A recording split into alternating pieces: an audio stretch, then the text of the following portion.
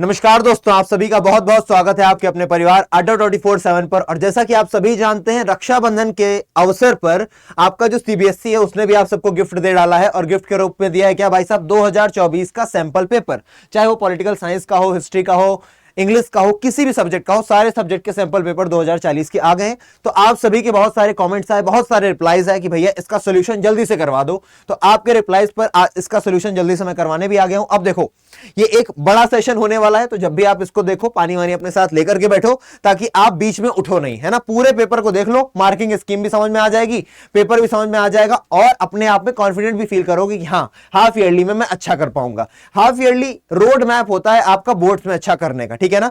तो आज का सेशन किस पर होने वाला बेटा? इंग्लिश सैंपल पेपर 2024 का सोल्यूशन। और हमारा नाम तो आप जानते ही, आपके अपने आदित्य भैया। आप सभी का बहुत बहुत स्वागत है। चलिए स्टार्ट करते हैं। तो सबसे पहले आपको मिलते हैं जनरल इंस्ट्रक्शंस, और जनरल इंस्ट्रक्शंस में आपको क्या मिलता है? The question paper contains 3 sections. कौन कौन से सेक्शंस में आपको पेपर देना पड़ेगा? एक तो होगा भाई साहब आपका रीडिंग सेक्शन, एक सबसे पहला जो होगा वो होगा आपका रीडिंग सेक्शन। उसके बाद जिस सेक्शन से आपको डील करना है वो होगा आपका writing section, and at last आपको जिससे डील करना है वो होगा लिटरेचर सेक्शन। और सबसे ज्यादा नंबर जो कंटेन करता है वो लिटरेचर कंटेन करता है, 40 मार्क्स। हालांकि आप इस सेशन में सब कुछ देखेंगे, चाहे वो रीडिंग हो, राइटिंग हो या लिटरेचर हो, ठीक है जी। और साथ ही साथ ये भी बताते हैं, attempt questions based on specific instructions for each part. हर एक पार्ट में आपको स्पेसिफिक इंस्ट्रक्शंस दिए जाएंगे और उसी के हिसाब से आपको आंसर्स देने हैं। और बहुत ही बेसिक सी चीजें जो आप सभी को पता है कि ये 3 आवर्स का आपको टाइम मिलेगा, और साथ ही साथ जो मैक्सिमम मार्क्स होंगे वो आपके 80 होंगे, बाकी के 20 मार्क्स आपको कॉलेज से मिलेंगे, ठीक है जी। क्लियर है इतना? तो ये तो बेसिक बातें हैं, सभी ने देख रखी है और नहीं देख रखी है तो देख लो बेटा, क्योंकि ये इंस्ट्रक्शंस इंपॉर्टेंट होते हैं। आते हैं हमारे क्वेश्चन नंबर 1 पर। जैसे कि मैंने आपको बताया, सबसे पहले आपको डील करना पड़ेगा रीडिंग सेक्शन से। तो रीडिंग सेक्शन यानी कि रीडिंग स्किल्स 22 मार्क्स का होता है, जिसमें आपके 2 पैसेजेस आते हैं। 2 पैसेजेस में से जो पहला पैसेज होता है बेटा वो 12 मार्क्स कंटेन करता है, और जो दूसरा पैसेज होता है वो 10 मार्क्स कंटेन करता है। अब ऐसा क्यों भैया? क्योंकि जो पहला पैसेज होता है बेटा वो डिस्क्रिप्टिव होता है, और जो दूसरा पैसेज होता है वो फैक्चुअल होता है। फैक्चुअल ज्यादा बड़ा नहीं होता है, थोड़ा छोटा होता है, लेकिन जो पहला वाला होता है डिस्क्रिप्टिव या फिर लिटरेरी, वो काफी बड़ा होता है और उसको पढ़ने में भी टाइम लगता है। अब आपके सामने क्वेश्चन आता है कि भैया इस तरीके के पैसेजेस को कैसे डील करें, क्योंकि हमने बहुत सारा, आप जब कराते हो तो हो जाता है, लेकिन हमें कोई ऐसा तरीका बताओ कि पैसेज अगर हमारे सामने आए तो मुझसे डरे नहीं। तो ना डरने का सबसे पहला मूल मंत्र अपने गांठ बांध लो, वो ये है कि आपको पहले क्वेश्चंस पढ़ने हैं, पैसेज नहीं। फिर से बोल रहा हूं, जब आपके सामने पैसेज आए, चाहे आज चाहे कल को एसएससी का पेपर देना, एनडीए का पेपर देना, सीएचएसएल का पेपर देना, बैंक का पेपर देना, पहले आप क्वेश्चंस पढ़िए जाकर के, उसके बाद आप मूव ऑन करिए पैसेज पर। ऐसे फायदा क्या होगा भैया, ये भी बता दीजिए। फायदा बच्चे ये होगा कि जब आप पैसेज के क्वेश्चंस पढ़ लोगे, तो जब आप पैसेज पढ़ रहे होगे ना, तो आपकी आंखें उस जगह जरूर रुकेंगी जहां पर उस क्वेश्चन से रिलेटेड आंसर दिया गया है। तो आपको समस्या नहीं होगी उसका आंसर देने में, क्योंकि आपकी आंखें पहले ही ढूंढ के निकाल लेंगी। आइए, तो पैसेज बाद में पढ़ेंगे, पहले क्वेश्चंस पढ़ जाते हैं। और बहुत ध्यान से समझने की कोशिश करना बेटा, थोड़ा सा स्पीड तेज रखेंगे वरना वीडियो बहुत लेंदी हो जाएगा। और आप भी जानते हो लेंदी वीडियोस ज्यादा बच्चे प्रेफर नहीं करते। आप लोग ही देखते हो, आप डालोगे यूट्यूब पर कि भैया सैंपल पेपर 2024, आपको जो दिखेगा आधे घंटे का आप देख लोगे, लेकिन मैं उतना छोटा भी नहीं करवा सकता, क्योंकि बेटा क्वालिटी के साथ क्वांटिटी दोनों को ही मुझे, है ना, मेंटेन करना है, दोनों का ही ब्लेंड करना है एक अच्छी तरीके से। तो फास्ट रहूंगा, लेकिन आपकी जितने भी डाउट्स हो क्लियर करता चलूंगा, ठीक है। तो पहला क्वेश्चन हमारे सामने क्या आता है, बहुत ध्यान से पढ़ेंगे। पहला क्वेश्चन जो हमारी आंखों के सामने आया है वो ये है, select the opinion option that classifies Arthur's confusion. अब आर्थर कौन है? होगा कोई भी बंदा, उससे हमें फर्क नहीं पड़ता, है ना। Select the opinion that classifies Arthur confusion about, किसके बारे में? Drastic event such as the destruction of his home planet. पहली बात तो ये बता दी, the destruction of his home planet, और दूसरी बात the introduction of new technologies, ठीक है ना। ये 2 चीजें हैं जिन पर उसका जो कंफ्यूजन है आर्थर का आखिरकार क्यों है। फिर आपको ये ऑप्शंस देखने, routine and boredom, adventure and excitement, साथ ही साथ आ जाएगा लॉस एंड चेंज, और लास्ट ऑप्शन है काम एंड रिलैक्सेशन। परेशान नहीं हो, बस पढ़ो और आगे बढ़ो और कुछ नहीं करो। दूसरा क्वेश्चन क्या बोल रहा है, what is the significance of the white lab mouse. आपको अब बताना है दूसरे क्वेश्चन में, ये व्हाइट लैब माउस जो आपको यहां पर दिखाई दे रहा है, इसका सिग्निफिकेंस क्या है। कहां पर बेटा? Control room of the Heart of gold spaceship. ये जो स्पेसशिप है हार्ट ऑफ गोल्ड, इसमें इस व्हाइट लैब माउस का क्या रोल है? क्या वो एक कैप्टन है शिप का? वो शिप का कैप्टन है भाई साहब, या फिर है ना, शिप का कैप्टन है, या फिर it serves as the ship's computer, या फिर ये शिप का कंप्यूटर है, या फिर पेट है किसी का, या फिर यूज्ड फॉर साइंटिफिक एक्सपेरिमेंट्स। आपको जब आप पढ़ोगे पैसेज अपने आप से आंसर निकाल लोगे। आगे आते हैं, अगला क्वेश्चन बोल रहा है शेयर एविडेंस। अब आपको एविडेंस देने हैं, यानी कि आपको किस चीज के सबूत देने हैं। अब किस चीज के सबूत देने हैं, देखते हैं। आपको सबूत देना है from the text in about 40 words. अब जहां जहां ये 40 वर्ड्स 30 वर्ड्स आ जाता है, पक्का वो क्वेश्चन 2 नंबर का हो जाता है ना। ये देखो, ये 2 नंबर्स, ये 2 मार्क्स कंटेन करता है ये क्वेश्चन। तो आपको एविडेंस देना है 40 वर्ड्स में, किस चीज का बेटा, सपोर्ट द व्यू, किस चीज का सपोर्ट करना है आपको, राइटिंग स्टाइल इन डिस्क्रिप्टिव। आपको बताना है कैसे आप ये सिद्ध कर सकते हो जो ऑथर है उसकी राइटिंग स्टाइल डिस्क्रिप्टिव है, साथ ही साथ ह्यूमरस भी है। तो ये आप जब पढ़ोगे तब आप देख पाओगे। आगे बढ़ते हैं, complete the sentence appropriately with a characteristic और इट्स डिस्क्रिप्शन। अब आप ये मत सोचो कि क्वेश्चन पढ़वा रहे हैं, बेटा सबसे सही तरीका यही है। अगर मैं स्टूडेंट होता तो यही करता हूं, और आपसे यही चाहता हूं, क्योंकि आप एक होनहार स्टूडेंट हैं, तो आपका अप्रोच जो है वो लेजेंड्स का अप्रोच होनी चाहिए, वो टॉपर्स की अप्रोच होनी चाहिए। सब इसी क्वेश्चन के सामने से निकल करके जाएंगे, कोई ज्यादा टाइम लगाएगा, कोई कम टाइम लगाएगा। कम टाइम लगाने वाला वही होगा जो टॉपर स्ट्रेटजी फॉलो करेगा, टॉपर अप्रोच फॉलो करेगा। तो ये वो होने वाली है कि आप पहले क्वेश्चंस पढ़ें, फिर उसके बाद पैसेज। तो बिल्कुल बोर नहीं होना है कि यार ये क्वेश्चन पढ़ाए चले जा रहे हैं, पैसेज पढ़ा नहीं है, क्या ही समझे। अभी रुको, जब पैसेज पढ़ेंगे ना तब आपको दिख रहा होगा कि आपके क्वेश्चन के आंसर आप खुद निकाल रहे होगे। आप ही निकालोगे, मैं नहीं बताऊंगा, आप खुद निकाल रहे होगे। 9 क्वेश्चन है तो 9 में से 7 के क्वेश्चन तुम बताओगे, बेटा इस बात का वादा है। सैंपल क्वेश्चन पेपर सिर्फ क्वेश्चन पढ़ने के बाद पैसेज पढ़ूंगा और तुम आंसर बता लोगे। आगे आओ, complete the sentence appropriately with characteristics और इट्स डिस्क्रिप्शन। अब देखो, based on the information given in the excerpt one can infer that the mice who build the Earth. अब आपको बताना है उन माइस, उन चूहों के बारे में जो क्या करते हैं, अर्थ को बनाते हैं, उनके बारे में आप क्या क्या बता सकते हो। ठीक है, जहां पर ये चूहे की बात होगी वहीं पर हम लोग रुक जाएंगे।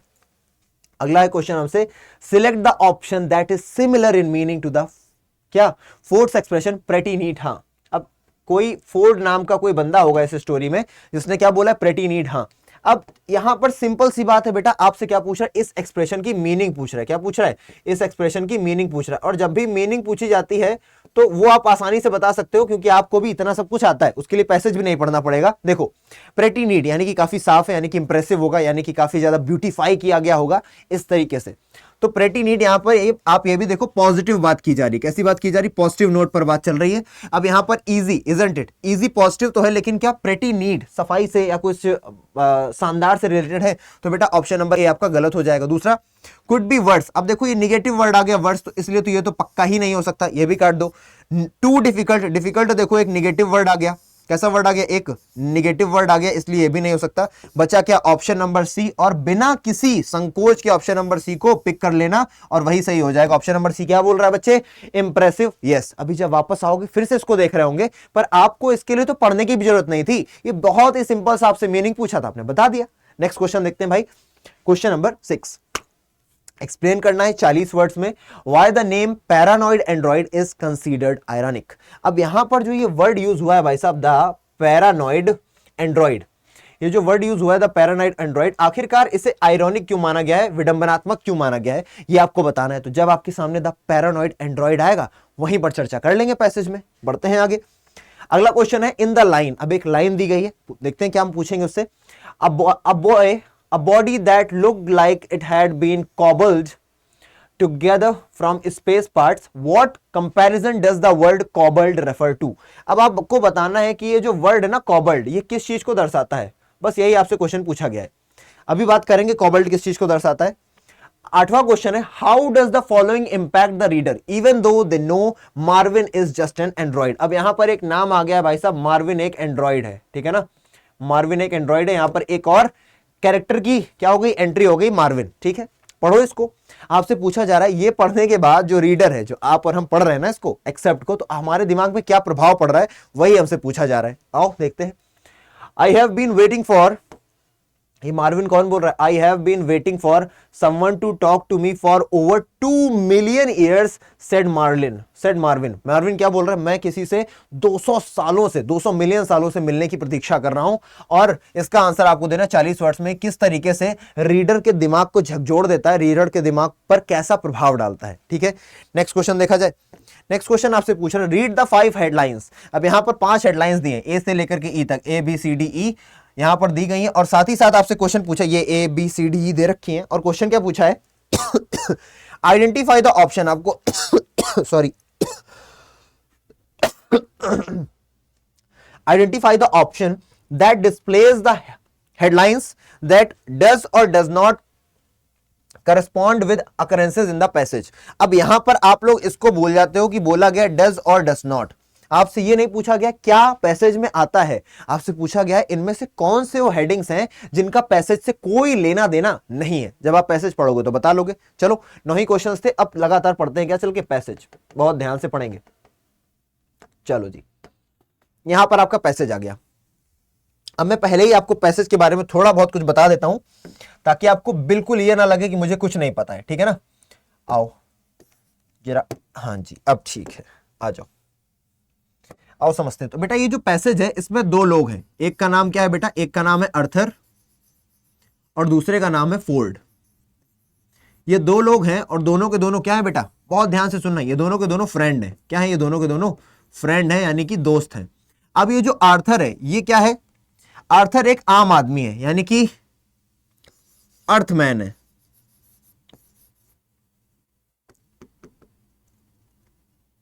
आर्थर क्या है, एक अर्थमैन है।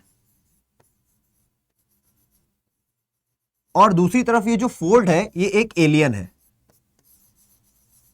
ठीक है, ये बात आपको समझ में आ गई कि जो अर्थर है वो अर्थमैन है और फोर्ड क्या है, एक एलियन है। अब चूंकि ये एलियन है तो इसके पास ज्यादा सेंसेस है ना। हमारे पास कितने सेंसेस होते हैं, 5 सेंसेस होते हैं, लेकिन इसके पास 5 से भी ज्यादा सेंसेस है। इसलिए इसको क्या पता चल जाता है, इसको पता चल जाता है कि एक और बुरे एलियंस का टोला आ रहा है, या बुरे एलियंस कई सारे आ रहे हैं। क्या करने के लिए, बुरे एलियंस कई सारे आ रहे हैं जो हमारी प्यारी अर्थ है उसको क्या करने के लिए, उस अर्थ को डिस्ट्रॉय करने के लिए, अर्थ को क्या करने के लिए, डिस्ट्रॉय करने के लिए। अब जब ये किसको बताता है, ये वाली खबर ये जो एलियन दोस्त है ना इसका फोर्ड, ये किसको बताता है, ये फोर्ड ये सारी बातें कि अर्थ को डिस्ट्रॉय करने के लिए आ रहे हैं, ये बता देता है किसको, अर्थमैन यानी कि अर्थर को। और उसके बाद ये दोनों के दोनों कहां जाते हैं, ये दोनों के दोनों जाते हैं भैया स्पेस में। दोनों के दोनों कहां जाते हैं बच्चे, स्पेस में जाते हैं और जा करके उन लोगों को क्या कर देते हैं, डिफीट कर देते हैं। किसको डिफीट कर देते हैं, किसको डिफीट करते हैं बताओ, किसको हराते हैं, ये हरा देते हैं जाकर के उन बैड एलियंस को। अब ये तो मैंने आपको पूरा एक तरीके से समरी बता दी, अब आपको पूरा पढ़ने को मिलेगा। ठीक है, अब जो जो चीजें इसमें इंट्रोड्यूस होंगी वो आप देखते रहोगे। आओ शुरुआत करते हैं।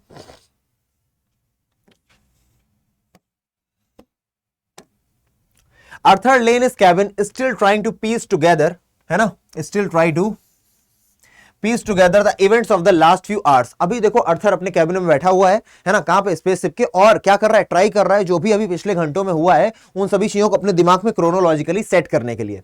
तो आगे, he had watched his home planet of earth be demolished to make way for a hyperspace bypass being saved by the friend Ford and then whisked away on a ship that was powered by an infinitive improbability drive। It was all too much for him। आओ अब बात करते हैं यहां पर। देखो जी, ये अपने कैबिन में बैठा हुआ है, कौन, ये जो अर्थर है अपने कैबिन में बैठा हुआ है और सभी चीजों को क्या कर रहा है, अपने दिमाग में सोच रहा है जो भी अभी पिछले कुछ घंटों में हुआ।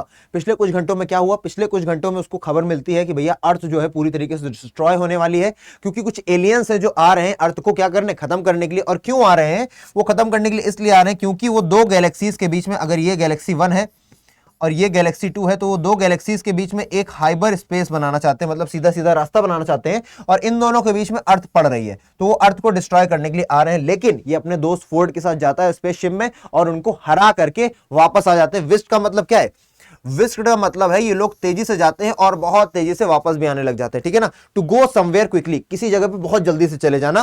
किस पर, शिप पर जाते हैं। जो शिप पावर कहां से पाती है, उसका सोर्स क्या है पावर का, इन्फिनिट इम्प्रॉबेबिलिटी ड्राइव। आपने कई सारी मार्वल की मूवीज देखी होंगी, यानी कि आपने वो भी मूवी देखी होगी गार्डियन ऑफ द गैलेक्सी। नहीं देखी है तो कोई बात नहीं, देख लेना कभी ना कभी। तो उसमें आपको दिखाता है कि कैसे जो शिप्स होते हैं वो लगातार शून्य से जाते हैं, टाइम को चीरते हुए, यानी कि अंतरिक्ष में स्पेस को चढ़ते हुए, और किसी पर्टिकुलर पॉइंट पर पहुंच जाते हैं, लड़ाई लूड़ी करते हो, फिर सट्टे से वापस भी आ जाते हैं।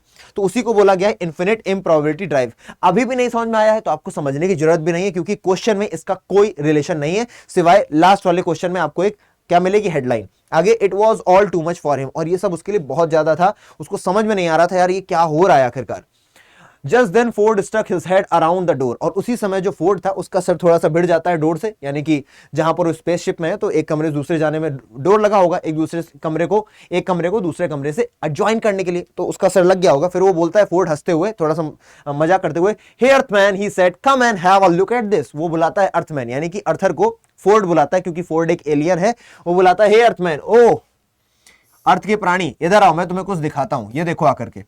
अर्थर stumbled after him down a corridor and into the ship's control room. अब जो अर्थर है क्या करता है, स्टम्बल करता है ना। स्टम्बल का मतलब होता है आप एकदम से लड़खड़ा के गिरने वाले होते हो, लेकिन गिरते गिरते बच जाते हो, तो स्टम्बल करते हुए यानी गिरते गिरते बचते हुए कहां पहुंच जाता है, मेन कंट्रोल रूम में पहुंच जाता है, ठीक है ना, कॉरिडोर से होते हुए।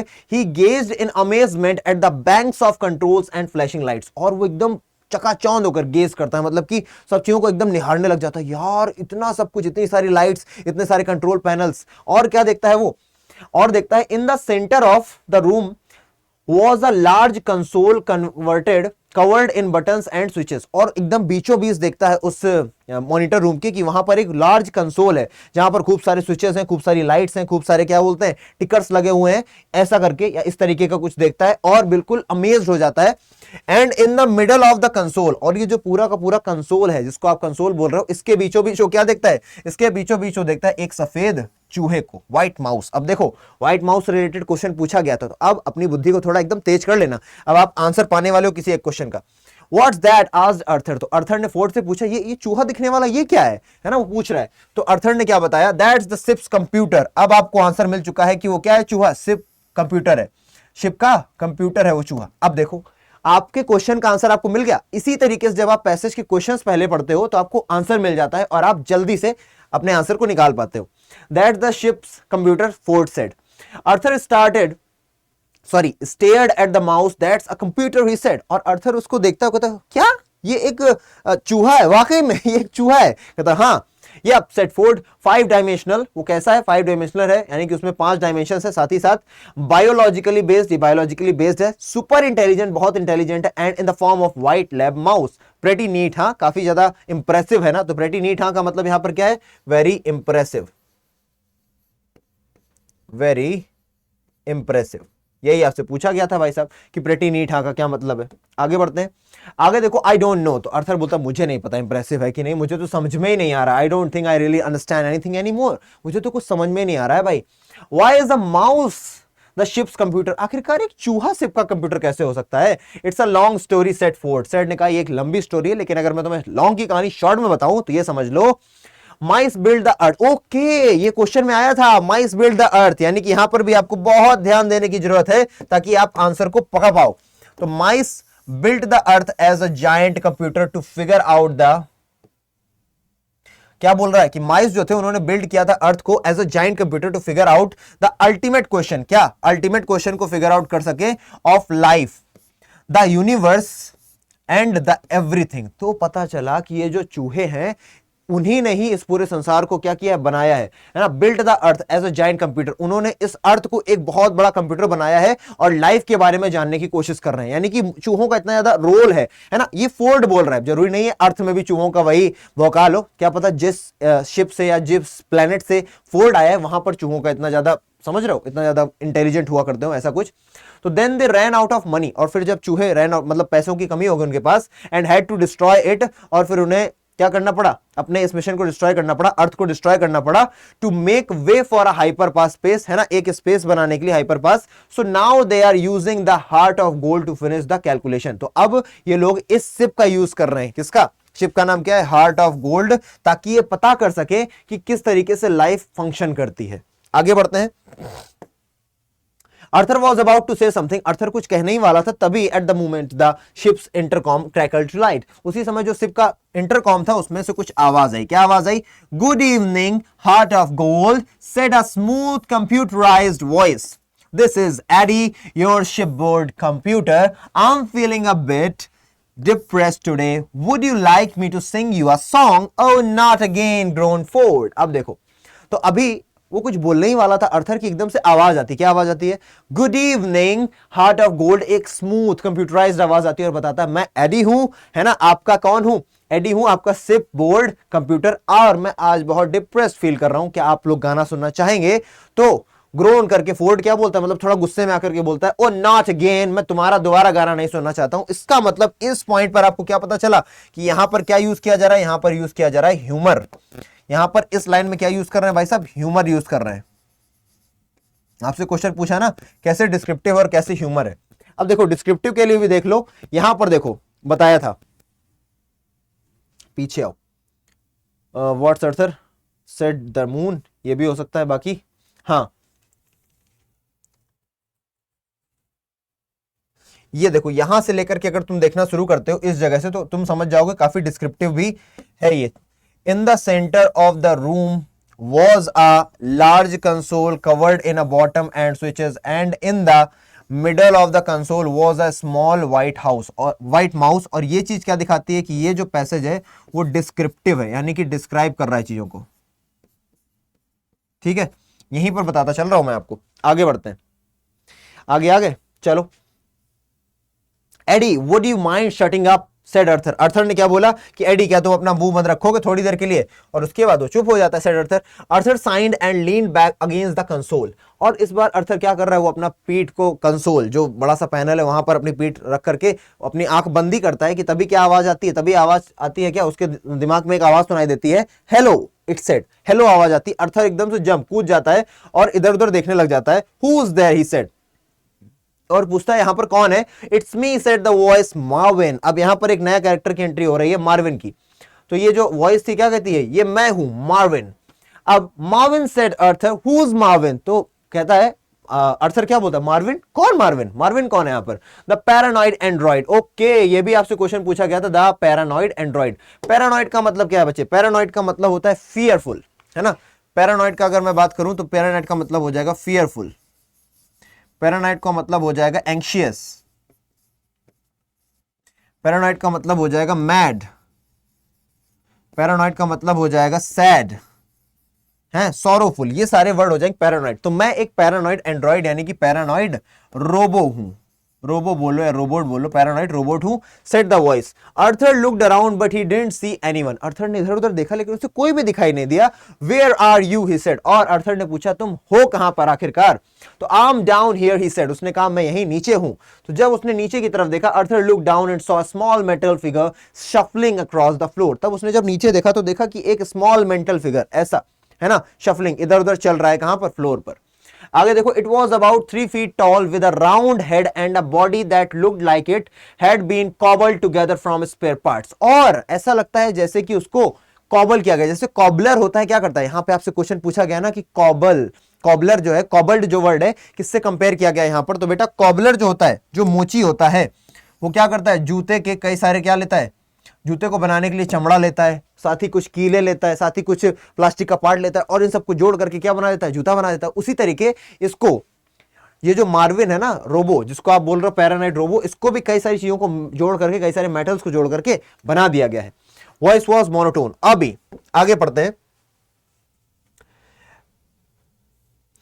It's eyes were a red, dull red, और इसकी आंखें कैसी थी, डल रेड थी। And its voice was a monotone, और इसकी जो आवाज थी वो मोनोटोन थी। मोनोटोन यानी कि मेरा नाम आदित्य तिवारी है, मैं आप सभी को इंग्लिश पढ़ाता हूं, यानी कि एकदम टोन मोनोटोनस थी। उसमें ना तो किसी प्रकार का क्या था, जो बोलते हैं ना वॉइस मॉड्यूलेशन नहीं था, बिल्कुल एक जैसी, नीरस जिसे आप बोल सकते हो। आगे, I been waiting for someone to talk to me for over 2 million years said Marvin. ओ भाई साहब, मार्विन क्या बोल रहा है कि मैं लगभग 200 सालों से वेट कर रहा हूं, 200 मिलियन सालों से, कि किसी से बात कर सकूं। अब यहां पर क्या पता चलता है, यहां पे तुमको पता चलता है लोनलीनेस दिखाई जा रही है, अकेलापन दिखाया जा रहा है, आइसोलेशन दिखाया जा रहा है ना, दूरी दिखाई दे रही है, लैक ऑफ कम्युनिकेशन दिखाया जा रहा है इस लाइन के माध्यम से। क्योंकि हम सभी भी कभी ना कभी लैक ऑफ कम्युनिकेशन करते हैं, है ना, लोगों से दूर हो जाते हैं, थोड़ा सा अकेलेपन में चले जाते हैं, तो उससे ये रीडर के मन में उस तरीके की भावनाओं को लाएगा। ठीक है, नेक्स्ट देखते हैं। और यहां पर आप ये भी देख सकते हो कि ये जो एक्सेप्ट है कहां से लिया गया, except from the hikers guide to the galaxy by Douglas Adams, और इसमें 444 वर्ड्स यूज किए गए। अब आ जाते हैं अपने क्वेश्चंस पर, जिनका आंसर आप हंसते हंसते कट जाए रास्ते की तरीके दे दोगे। अब पहला ही क्वेश्चन आपसे जब पूछा जा रहा है, पहला क्वेश्चन आपसे क्या पूछ रहे हैं कि भैया बता दो कि अर्थर का जो कंफ्यूजन था, है ना, किस चीज को लेकर के, destruction of the home planet and the introduction of new technologies correctly, तो आप कौन से ऑप्शन करेक्ट चुनोगे। तो destruction of his home planet यानी कि लॉस, है ना, अगर डिस्ट्रक्शन हो जाएगा किसी अपने होम प्लेनेट का तो बहुत ज्यादा क्या हो जाएगा, लॉस, आप चीजों को खो दोगे। और इंट्रोडक्शन ऑफ न्यू टेक्नोलॉजीज का क्या मतलब है, इंट्रोडक्शन ऑफ न्यू टेक्नोलॉजीज यानी कि अब आप परिवर्तन को क्या करोगे, अपने दरवाजे की चौखट पर आने दोगे, परिवर्तन यानी कि चेंज को। तो आंसर तो यही होना चाहिए, लॉस एंड चेंज। अब देखो पहला, रूटीन एंड बोर्डम, क्या आपने कभी ऐसा होते देखा है कि किसी की अर्थ पर रोज रोज आ रहे हो थ्रेट्स कि भैया एलियन आ रहे हैं मारने, तो रूटीन तो नहीं हो सकता, तो ऑप्शन नंबर ए तो सरासर गलत है। एडवेंचर एंड एक्साइटमेंट, भाई कोई एक्साइट तो नहीं होगा कि मेरी धरती खत्म होने वाली, मैं एक्साइटेड हूं, यह भी गलत है। ऑप्शन नंबर डी, काम एंड रिलैक्स, अगर आपको पता चले कि आपकी धरती खत्म होने वाली तो क्या आप काम रह पाओगे, रिलैक्स रह पाओगे, नहीं रह पाओगे, तो इसका मतलब इसका सही ऑप्शन क्या हो जाएगा, option number C is absolutely correct, loss and change. ये हो गया एलिमिनेशन मेथड और यहां से आपने इस तरीके से भी निकाल लोगे। नेक्स्ट क्वेश्चन देखते हैं बच्चे। नेक्स्ट क्वेश्चन आपकी स्क्रीन पर है, what is the significance of the white lab mouse. White lab mouse है क्या उस पूरी की पूरी शिप का, आपको अभी मैंने बताया ये जो व्हाइट लैब माउस है ये है इस शिप का computer. Option number B is absolutely correct. Next question देखते हैं, एविडेंस दो भाई 40 वर्ड्स में कि डिस्क्रिप्टिव भी है और ह्यूमरस भी है। डिस्क्रिप्टिव के लिए मैंने तुमको बताया था, in the centre of the room was a large console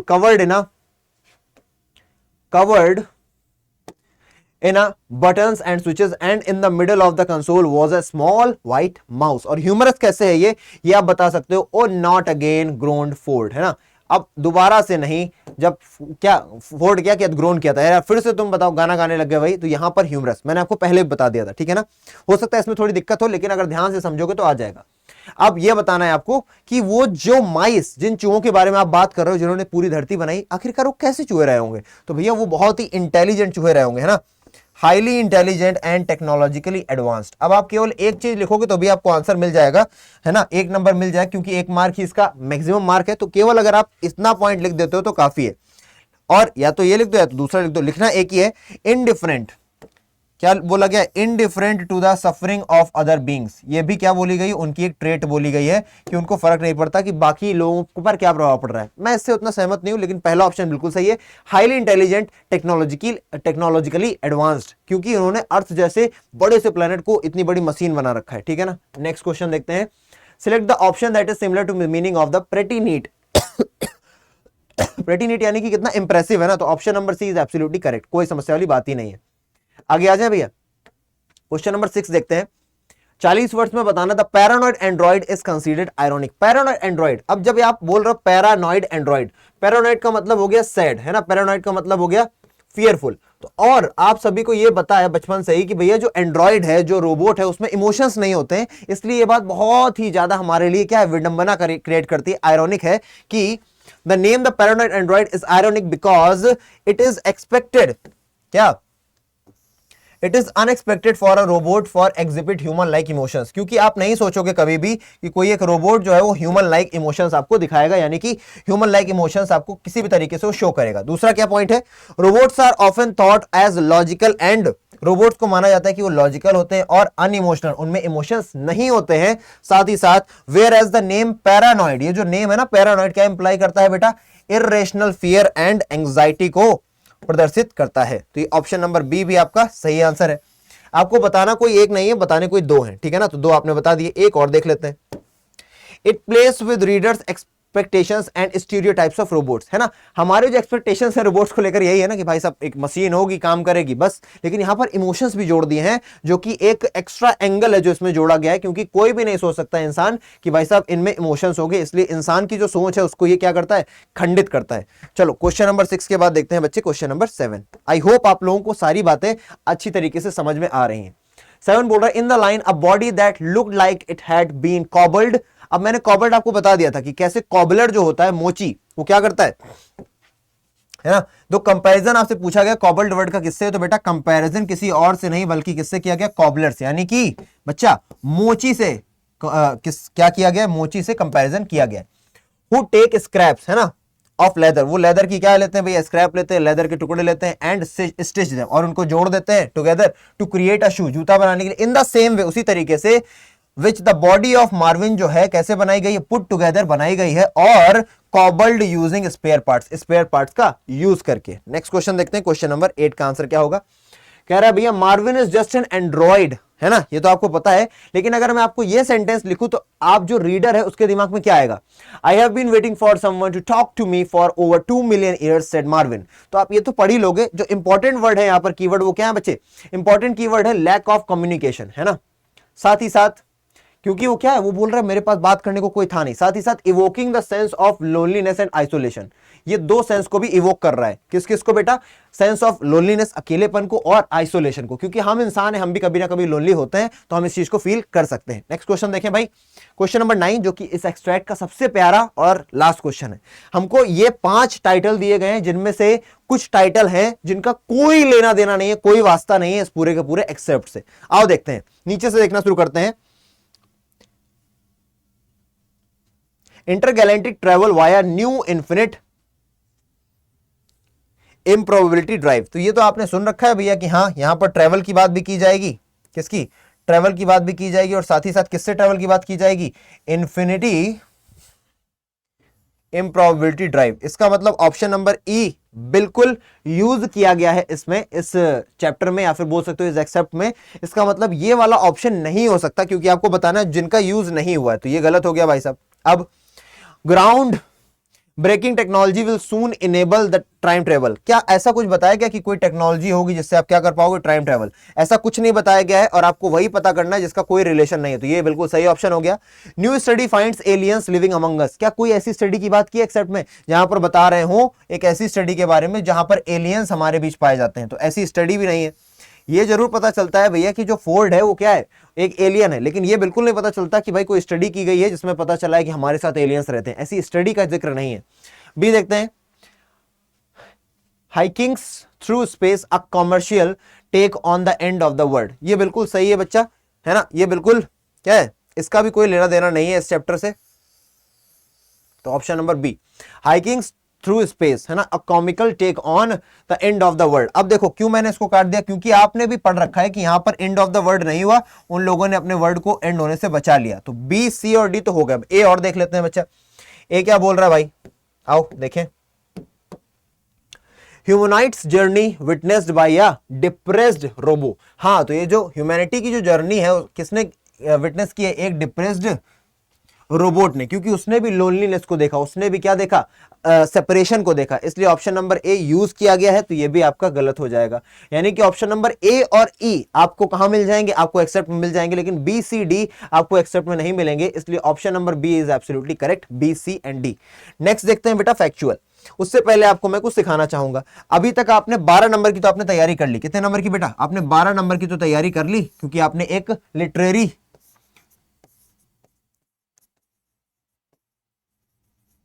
literary passage solve कर लिया, और 9 के 9 क्वेश्चन सॉल्व करने पर आपको क्या मिल जाते हैं? 12 नंबर। अब इसको सॉल्व करने के बाद बात खत्म नहीं होती, इसके बाद एक और आ जाता है क्या? अब आ जाता है भाई साहब अगला 10 नंबर का खेल। 10 नंबर का खेल क्या है भाई साहब? एक फैक्चुअल पैसेज। क्या? Factual passage. और फैक्चुअल पैसेज के लिए जरूरी नहीं है बेटा कि आप क्या करो, फैक्चुअल पैसेज के लिए ये बात जरूरी नहीं है कि आप पहले क्वेश्चंस को जाकर के रीड करो, ये बात जरूरी नहीं है, क्योंकि फैक्चुअल पैसेज छोटे होते हैं। आप पहले इसमें क्या कर सकते हो? आप इसमें पहले पैराग्राफ को देख सकते हो, यानी कि पैसेज को देख सकते हो, या फिर आप क्वेश्चंस को भी देख सकते हो, कोई फाउंडेशन नहीं है। आओ बढ़ जाते हैं आगे और पढ़ते हैं। तो ये हमारा बी है, इसको भी हमें करना पड़ेगा। Reading comprehension through unseen passage, ये 10 मार्क्स का है। आओ पढ़ते हैं। यहां पर बात की गई in recent years there has been a surge, there has been a surge, एक वर्ड मैंने पकड़ लिया, मैं बताऊंगा भी क्या होता है इसका मतलब। In the both group and solo travel among young adults in India.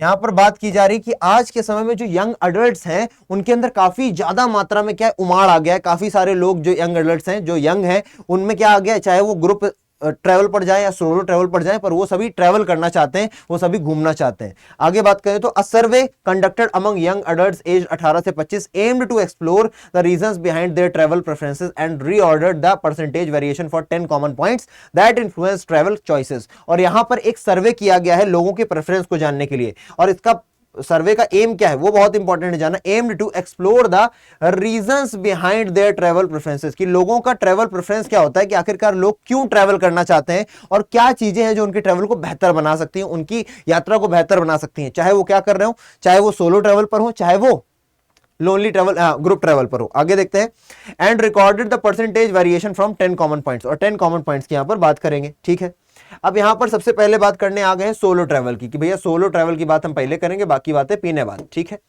Among those who prefer, अब उन लोगों की पहले बात की जाएगी जो किसको प्रेफर करते हैं, जो प्रेफर करते हैं सोलो ट्रैवल को। किसको? सोलो ट्रैवल को। तो अब यहां पर इस पूरे पेज पर हम बात करेंगे सोलो ट्रैवल के बारे में। ठीक है, बात समझ गए? आओ, पहली बात क्या बोला, desire for independence and freedom. बहुत सारे जो सोलो ट्रैवलर्स हैं उनमें से 58% का क्या मानना है, उनमें से 58% लोग सोलो ट्रैवल इसलिए करते हैं क्योंकि वो क्या चाहते हैं अपने जीवन में, वो चाहते हैं इंडिपेंडेंस, वो चाहते हैं अपनी लाइफ में इंडिपेंडेंस, स्वाधीन होना और फ्रीडम। ठीक है, दूसरी बात आप करो अगर, opportunity for introspection and self discovery, है ना, opportunity for introspection and self discovery. इससे क्या पता चलता है बच्चे कि 52% जो सोलो ट्रैवलर्स हैं, अगर 100 सोलो ट्रैवलर्स हैं उनमें से 52 लोग जो सोलो ट्रैवलिंग कर रहे हैं, अकेले ट्रैवलिंग कर रहे हैं, वो इंट्रोस्पेक्ट करना चाहते हैं, अपने अंदर जानना चाहते हैं और सेल्फ इवेल्युएशन, सेल्फ डिस्कवरी करना चाहते हैं कि आखिरकार वो अंदर से हैं क्या, उनकी सच्चाई क्या है, ये जानना चाहते हैं। और तीसरी बात है, solo travellers appreciated the ability to customise their itinerary. और ये भी यहां पर एक बात की जा रही है। ठीक है, ये भी समझ लेते हैं कि जो सोलो ट्रैवलर्स हैं, अगर 100 सोलो ट्रैवलर्स हैं तो उनमें से 44 सोलो ट्रैवलर क्या चाहते हैं कि वो अपनी आइटिनरी यानी कि अपने हिसाब से चीजों को प्लान कर सकें, उनको कहां जाना है, किधर खाना है, किस होटल में रुकना है, कितना बजट उनके पास है, इन सभी चीजों को मैनेज कर सकें और अपनी इस क्वालिटी को बढ़ा सकें, हॉर्न कर सकें। इसलिए 44% लोग क्या करते हैं, अकेले ट्रैवलिंग पर जाते हैं। अच्छा ठीक है, आगे, chance to meet new people on their terms, on their own terms. और साथ ही साथ 36% लोग ऐसे हैं जो लोगों से मिलना चाहते हैं, लोगों को जानना चाहते हैं, नए लोगों को अपने टर्म पर, इसलिए वो सोलो ट्रैवलिंग करते हैं। एक बार फिर से देख लेते हैं बेटा सरसरी निगाहों से।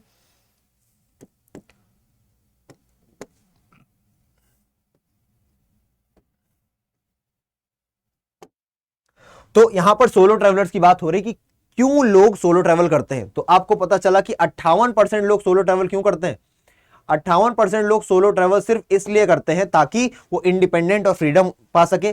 52% लोग सोलो ट्रैवल इसलिए करते हैं क्योंकि वो इंट्रोस्पेक्शन करना चाहते हैं, अपने आप को अंदर से जानना चाहते हैं और अपनी सेल्फ डिस्कवरी करना चाहते हैं, अपने बारे में चीजों को एक्सप्लोर करना चाहते हैं। और तीसरी बात अगर करें तो भैया 44% लोग ऐसे हैं, कितने, 44% लोग सोलो ट्रैवलिंग इसलिए करते हैं क्योंकि वो अपनी क्या जानना चाहते हैं, आइटिनरी को जानना चाहते हैं, अपनी प्रेफरेंसेस को जानना चाहते हैं। और लास्ट में 36% लोग कैसे हैं, 36% लोग ऐसे हैं जो नए लोगों से मिलना चाहते हैं ऑन देयर ओन टर्म्स, है ना, अपने टर्म पर लोगों से मिलना चाहते हैं।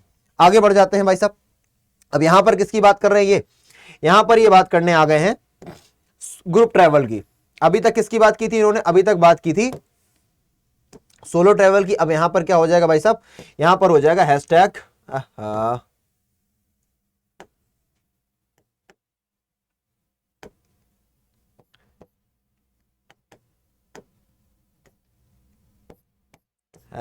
Group travel. ठीक है ना, पहले सोलो ट्रैवल की बात की, अब ग्रुप ट्रैवल की बात की। वहां 4 पॉइंट दिए थे, शायद यहां भी 4 पॉइंट देख लेते हैं अपन लोग, कितने पॉइंट यहां पर आपको मिलेंगे। आओ, तो भैया the desire for socialising and making new friends. अब अगर 100 लोग हैं जो ग्रुप ट्रैवल करते हैं तो उनमें से 61 लोग क्या चाहते हैं, उनके अंदर इच्छा होती है कि भैया वो सोशलाइज हो सके, लोगों को जान सके, साथ ही साथ नए दोस्त बना सके। ये किसका बेटा मोटो है, ये ग्रुप ट्रैवलर्स का मोटो होता है कि भैया वो अगर जा रहे हैं कहीं पे तो 61% लोग चाहते हैं कि नए दोस्त बनाएं और क्या कर सके, सोशलाइज हो सके और सामाजिक रिश्ते हो सके। दूसरी बात, sense of security and safety unfamiliar places 52%। 52% लोग ग्रुप ट्रैवल इसलिए करते हैं क्योंकि वो सिक्योरिटी चाहते हैं कि अगर कहीं ऐसी जगह जा रहे हैं जो पहली बार जा रहे हैं तो अपने आप को सिक्योर रख सके, अपने बच्चों को, अपने भाई बहन को, सब कुछ। तो इसलिए कई सारे लोग साथ जाते हैं ताकि सिक्योर फील कर सके, सेफ फील कर सके। तीसरी बात, allowed for shared experience and memories with others. और साथ ही साथ 48% लोग ऐसे भी हैं, क्या 100 में से 48 लोग ऐसे भी हैं जो ग्रुप ट्रैवल इसलिए करते हैं ताकि शेयर्ड एक्सपीरियंस कर सकें और मेमोरीज बना सकें। ठीक है ना, और साथ ही साथ बेटा 38% लोग और भी हैं किस चीज के लिए, जो ग्रुप ट्रैवल एंजॉय करते हैं, जो क्या करते हैं, ग्रुप ट्रैवल को एंजॉय करते हैं for the convenience of having pre planned itineraries and organised transportations. कुछ लोग इसलिए भी बेटा करते हैं, 36-38% लोग इसलिए भी करते हैं ग्रुप क्या बोलते हैं ट्रैवल, ताकि उनको प्री प्लान्ड आइटिनरीज मिल जाए, प्री प्लान्ड चीजें हो, ऑर्गेनाइज ट्रांसपोर्टेशन हो, पहले से ही सब कुछ बुक हो कि भैया यहां से इस गाड़ी को पकड़ना है, वहां पहुंचना है, ये वाले होटल में रुकना है, वहां से ये गाड़ी आएगी ले जाएगी, एकदम प्री प्लान्ड चाहिए, कुछ नया नहीं करना है, कुछ अपनी तरफ से नहीं। तो यहां पर भी आपको कितने मिल जाते हैं बेटा, 1 2 3 4 यहां पर फैक्टर्स दिए। अब इन 4 फैक्टर्स को एक बार और सरसरी निगाह से देखते हैं ताकि आप खुद से अच्छी तरीके से आंसर दे पाओ। बहुत बढ़िया है ये, आ जाओ।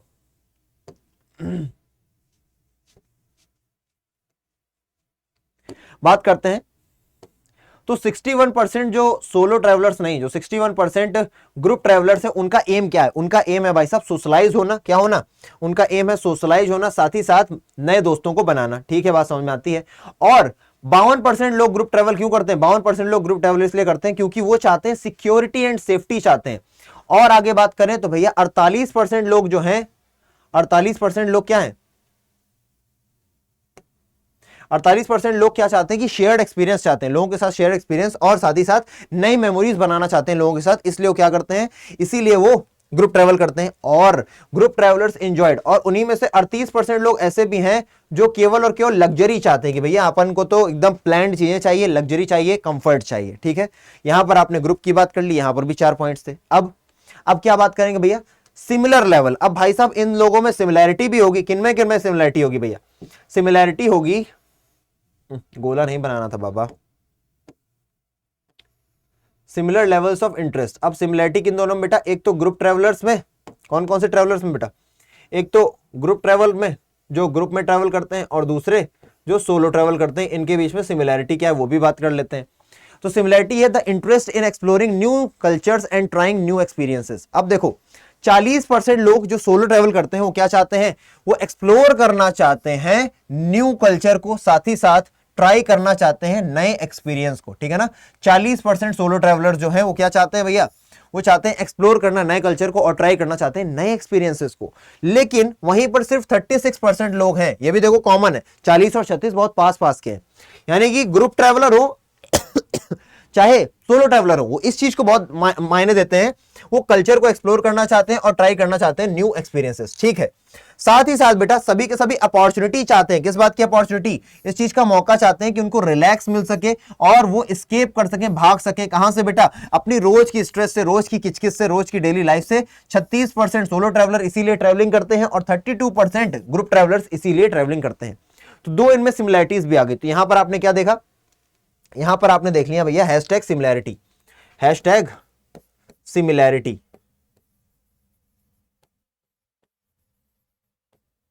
बहुत ध्यान से देखना बच्चा, आंसर आप दोगे बहुत प्यार से। यहां पर आपको कितनी सिमिलैरिटीज? 2 सिमिलैरिटीज बताई कि भैया चाहे वो कौन से हो, चाहे वो सोलो ट्रैवलर हो चाहे वो ग्रुप ट्रैवलर हो, दोनों के दोनों चाहते हैं भैया नए कल्चर को एक्सप्लोर करना, नए एक्सपीरियंसेस को एक्सप्लोर करना। साथ ही और भी चीजें चाहते हैं कि भैया रिलैक्स चाहते हैं अपनी रोज की रोजमर्रा की स्ट्रेस भरी जिंदगी से।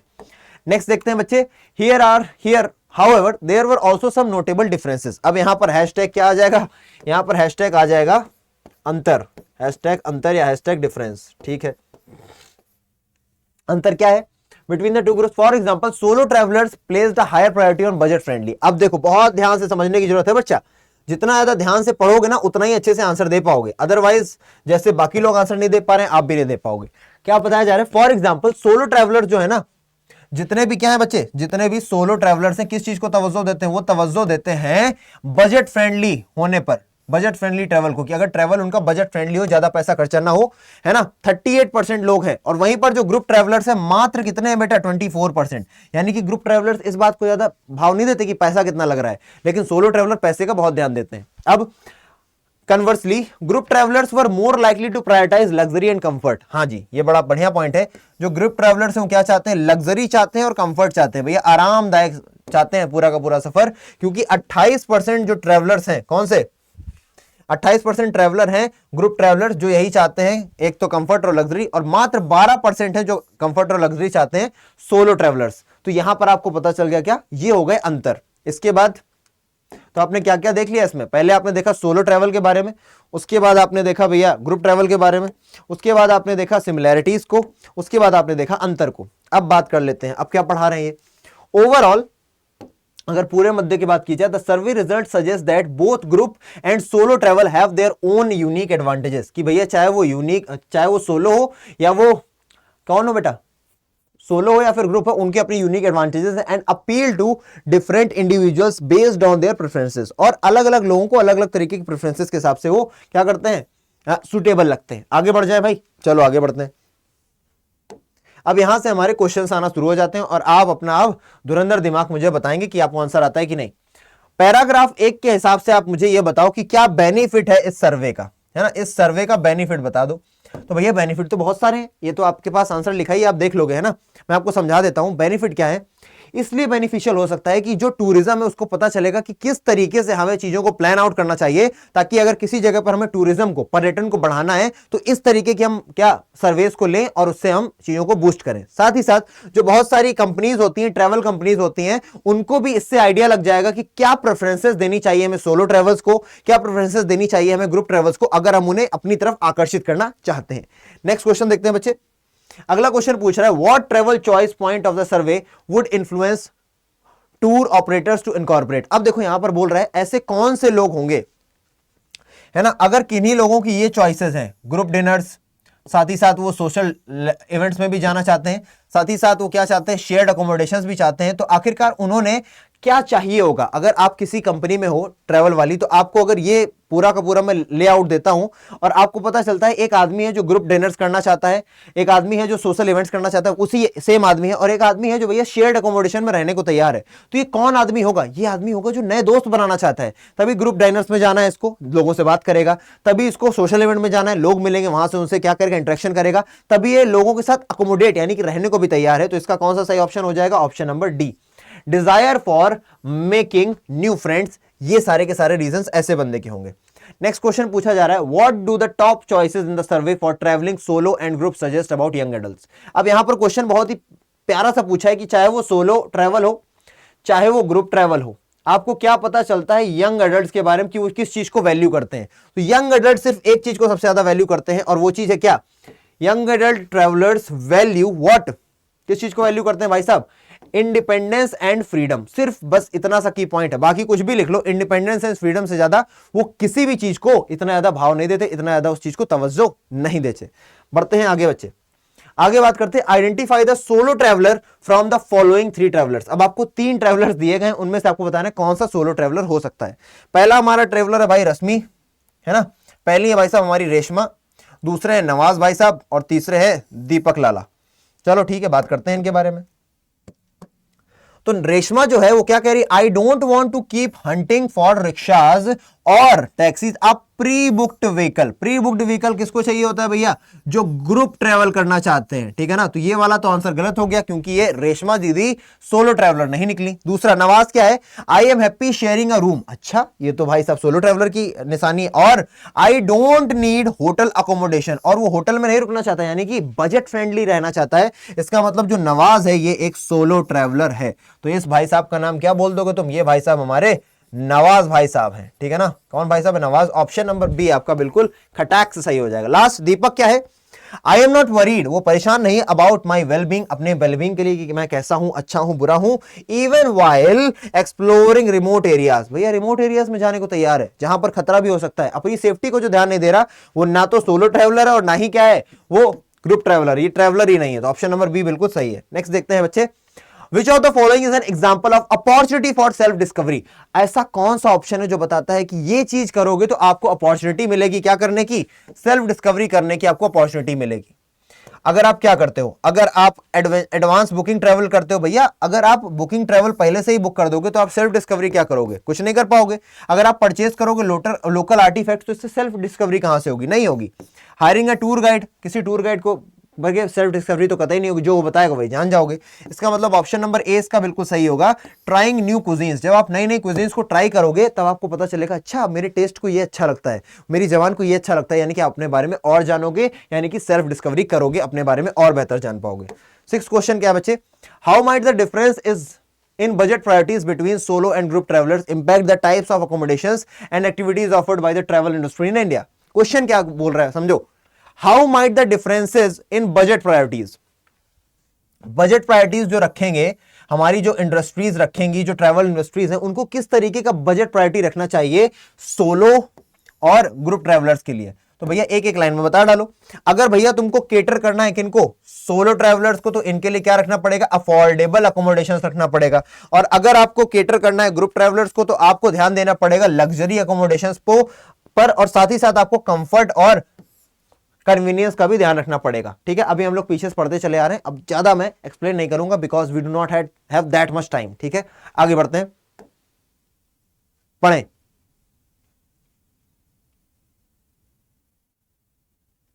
क्वेश्चन कह रहा है the similarities in the percentage of both solo and group traveller who are interested in exploring new cultures are trying new experiences may be due to. जो सिमिलैरिटीज है ना, एक्सप्लोर करना चाहते हैं लोग क्या, न्यू कल्चर को, और ट्राई करना चाहते हैं नए एक्सपीरियंसेस को, तो ऐसा क्यों है भाई साहब? ऐसा इसलिए है ताकि वो शेयर्ड डिजायर फॉर एडवेंचर, इन लोगों के अंदर क्या शेयर डिजायर, यानी कि मिली जुली एडवेंचर की डिजायर है। और आपको बताना एक ही है, मैंने यहां पर 3 आपके लिए आंसर लिखे हुए हैं।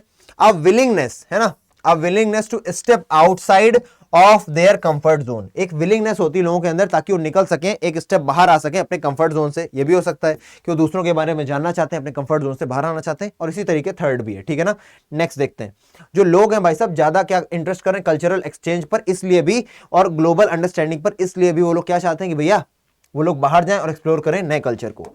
अब देखते हैं लास्ट क्वेश्चन है इसका, ट्रू और फॉल्स। ठीक है, आपके पास इसका टाइटल दिया हुआ है wanderlust the solo traveller trend among young adults in India. बोल रहे हैं कि सोलो ट्रैवलर्स जो होते हैं वो ट्रेंड करते हैं। ऐसा नहीं है, यहां पर जो टाइटल होना चाहिए वो होना चाहिए solo traveller versus group travellers, क्योंकि यहां पर सोलो ट्रैवलर बताया, फिर ग्रुप ट्रैवलर बताया, फिर सोलो और ग्रुप ट्रैवलर की सिमिलैरिटीज, फिर सोलो और ग्रुप ट्रैवलर्स की डिफरेंस, यानी कि ये वर्सेस की बात हो गई। तो ये बिल्कुल फॉल्स है, बिल्कुल भी सही बात नहीं है। अब यहां से आपने अपने 22 नंबर की तैयारी पूरी कर ली है, और आपने 22 नंबर यहां पर कितने कर लिए पूरे, तो #22 पार हो गए आपके। ठीक है, खुश हो भाई साहब, रीडिंग स्किल्स का काम आपका हो चुका है बिल्कुल धुर्राटेदार तरीके से। ठीक है, आपको भी इसी स्पीड से काम करना है ताकि आप अच्छे मार्क्स ला सको। आगे बढ़े। अब सेक्शन बी आपका किससे रिलेट करेगा भाई साहब?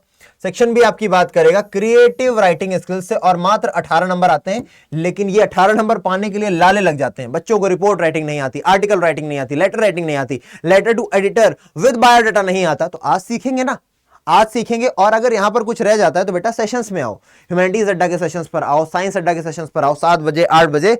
और ह्यूमैनिटीज और साइंस अड्डा को क्या करो, सब्सक्राइब कर लो। आपको यहीं पर मिल जाएंगी मेरी खूब सारी क्लासेस, जहां पर आपको रिपोर्ट राइटिंग, लेटर राइटिंग, इस पर बढ़िया कंटेंट मिलेगा, और आप समझ पाओगे कि आखिरकार कैसे बनाने हैं आंसर्स। ठीक है, आओ इधर समझते हैं बात को। Bali high public school has recently created, अब मैं बिल्कुल नोट डाउन शुरुआत से ही कर रहा हूं, ठीक है ना, कि भैया कोई स्कूल है बाली, इसको पहले मैं थोड़ा सा पतला कर लेता हूं क्योंकि कंटेंट थोड़ा ज्यादा रहेगा।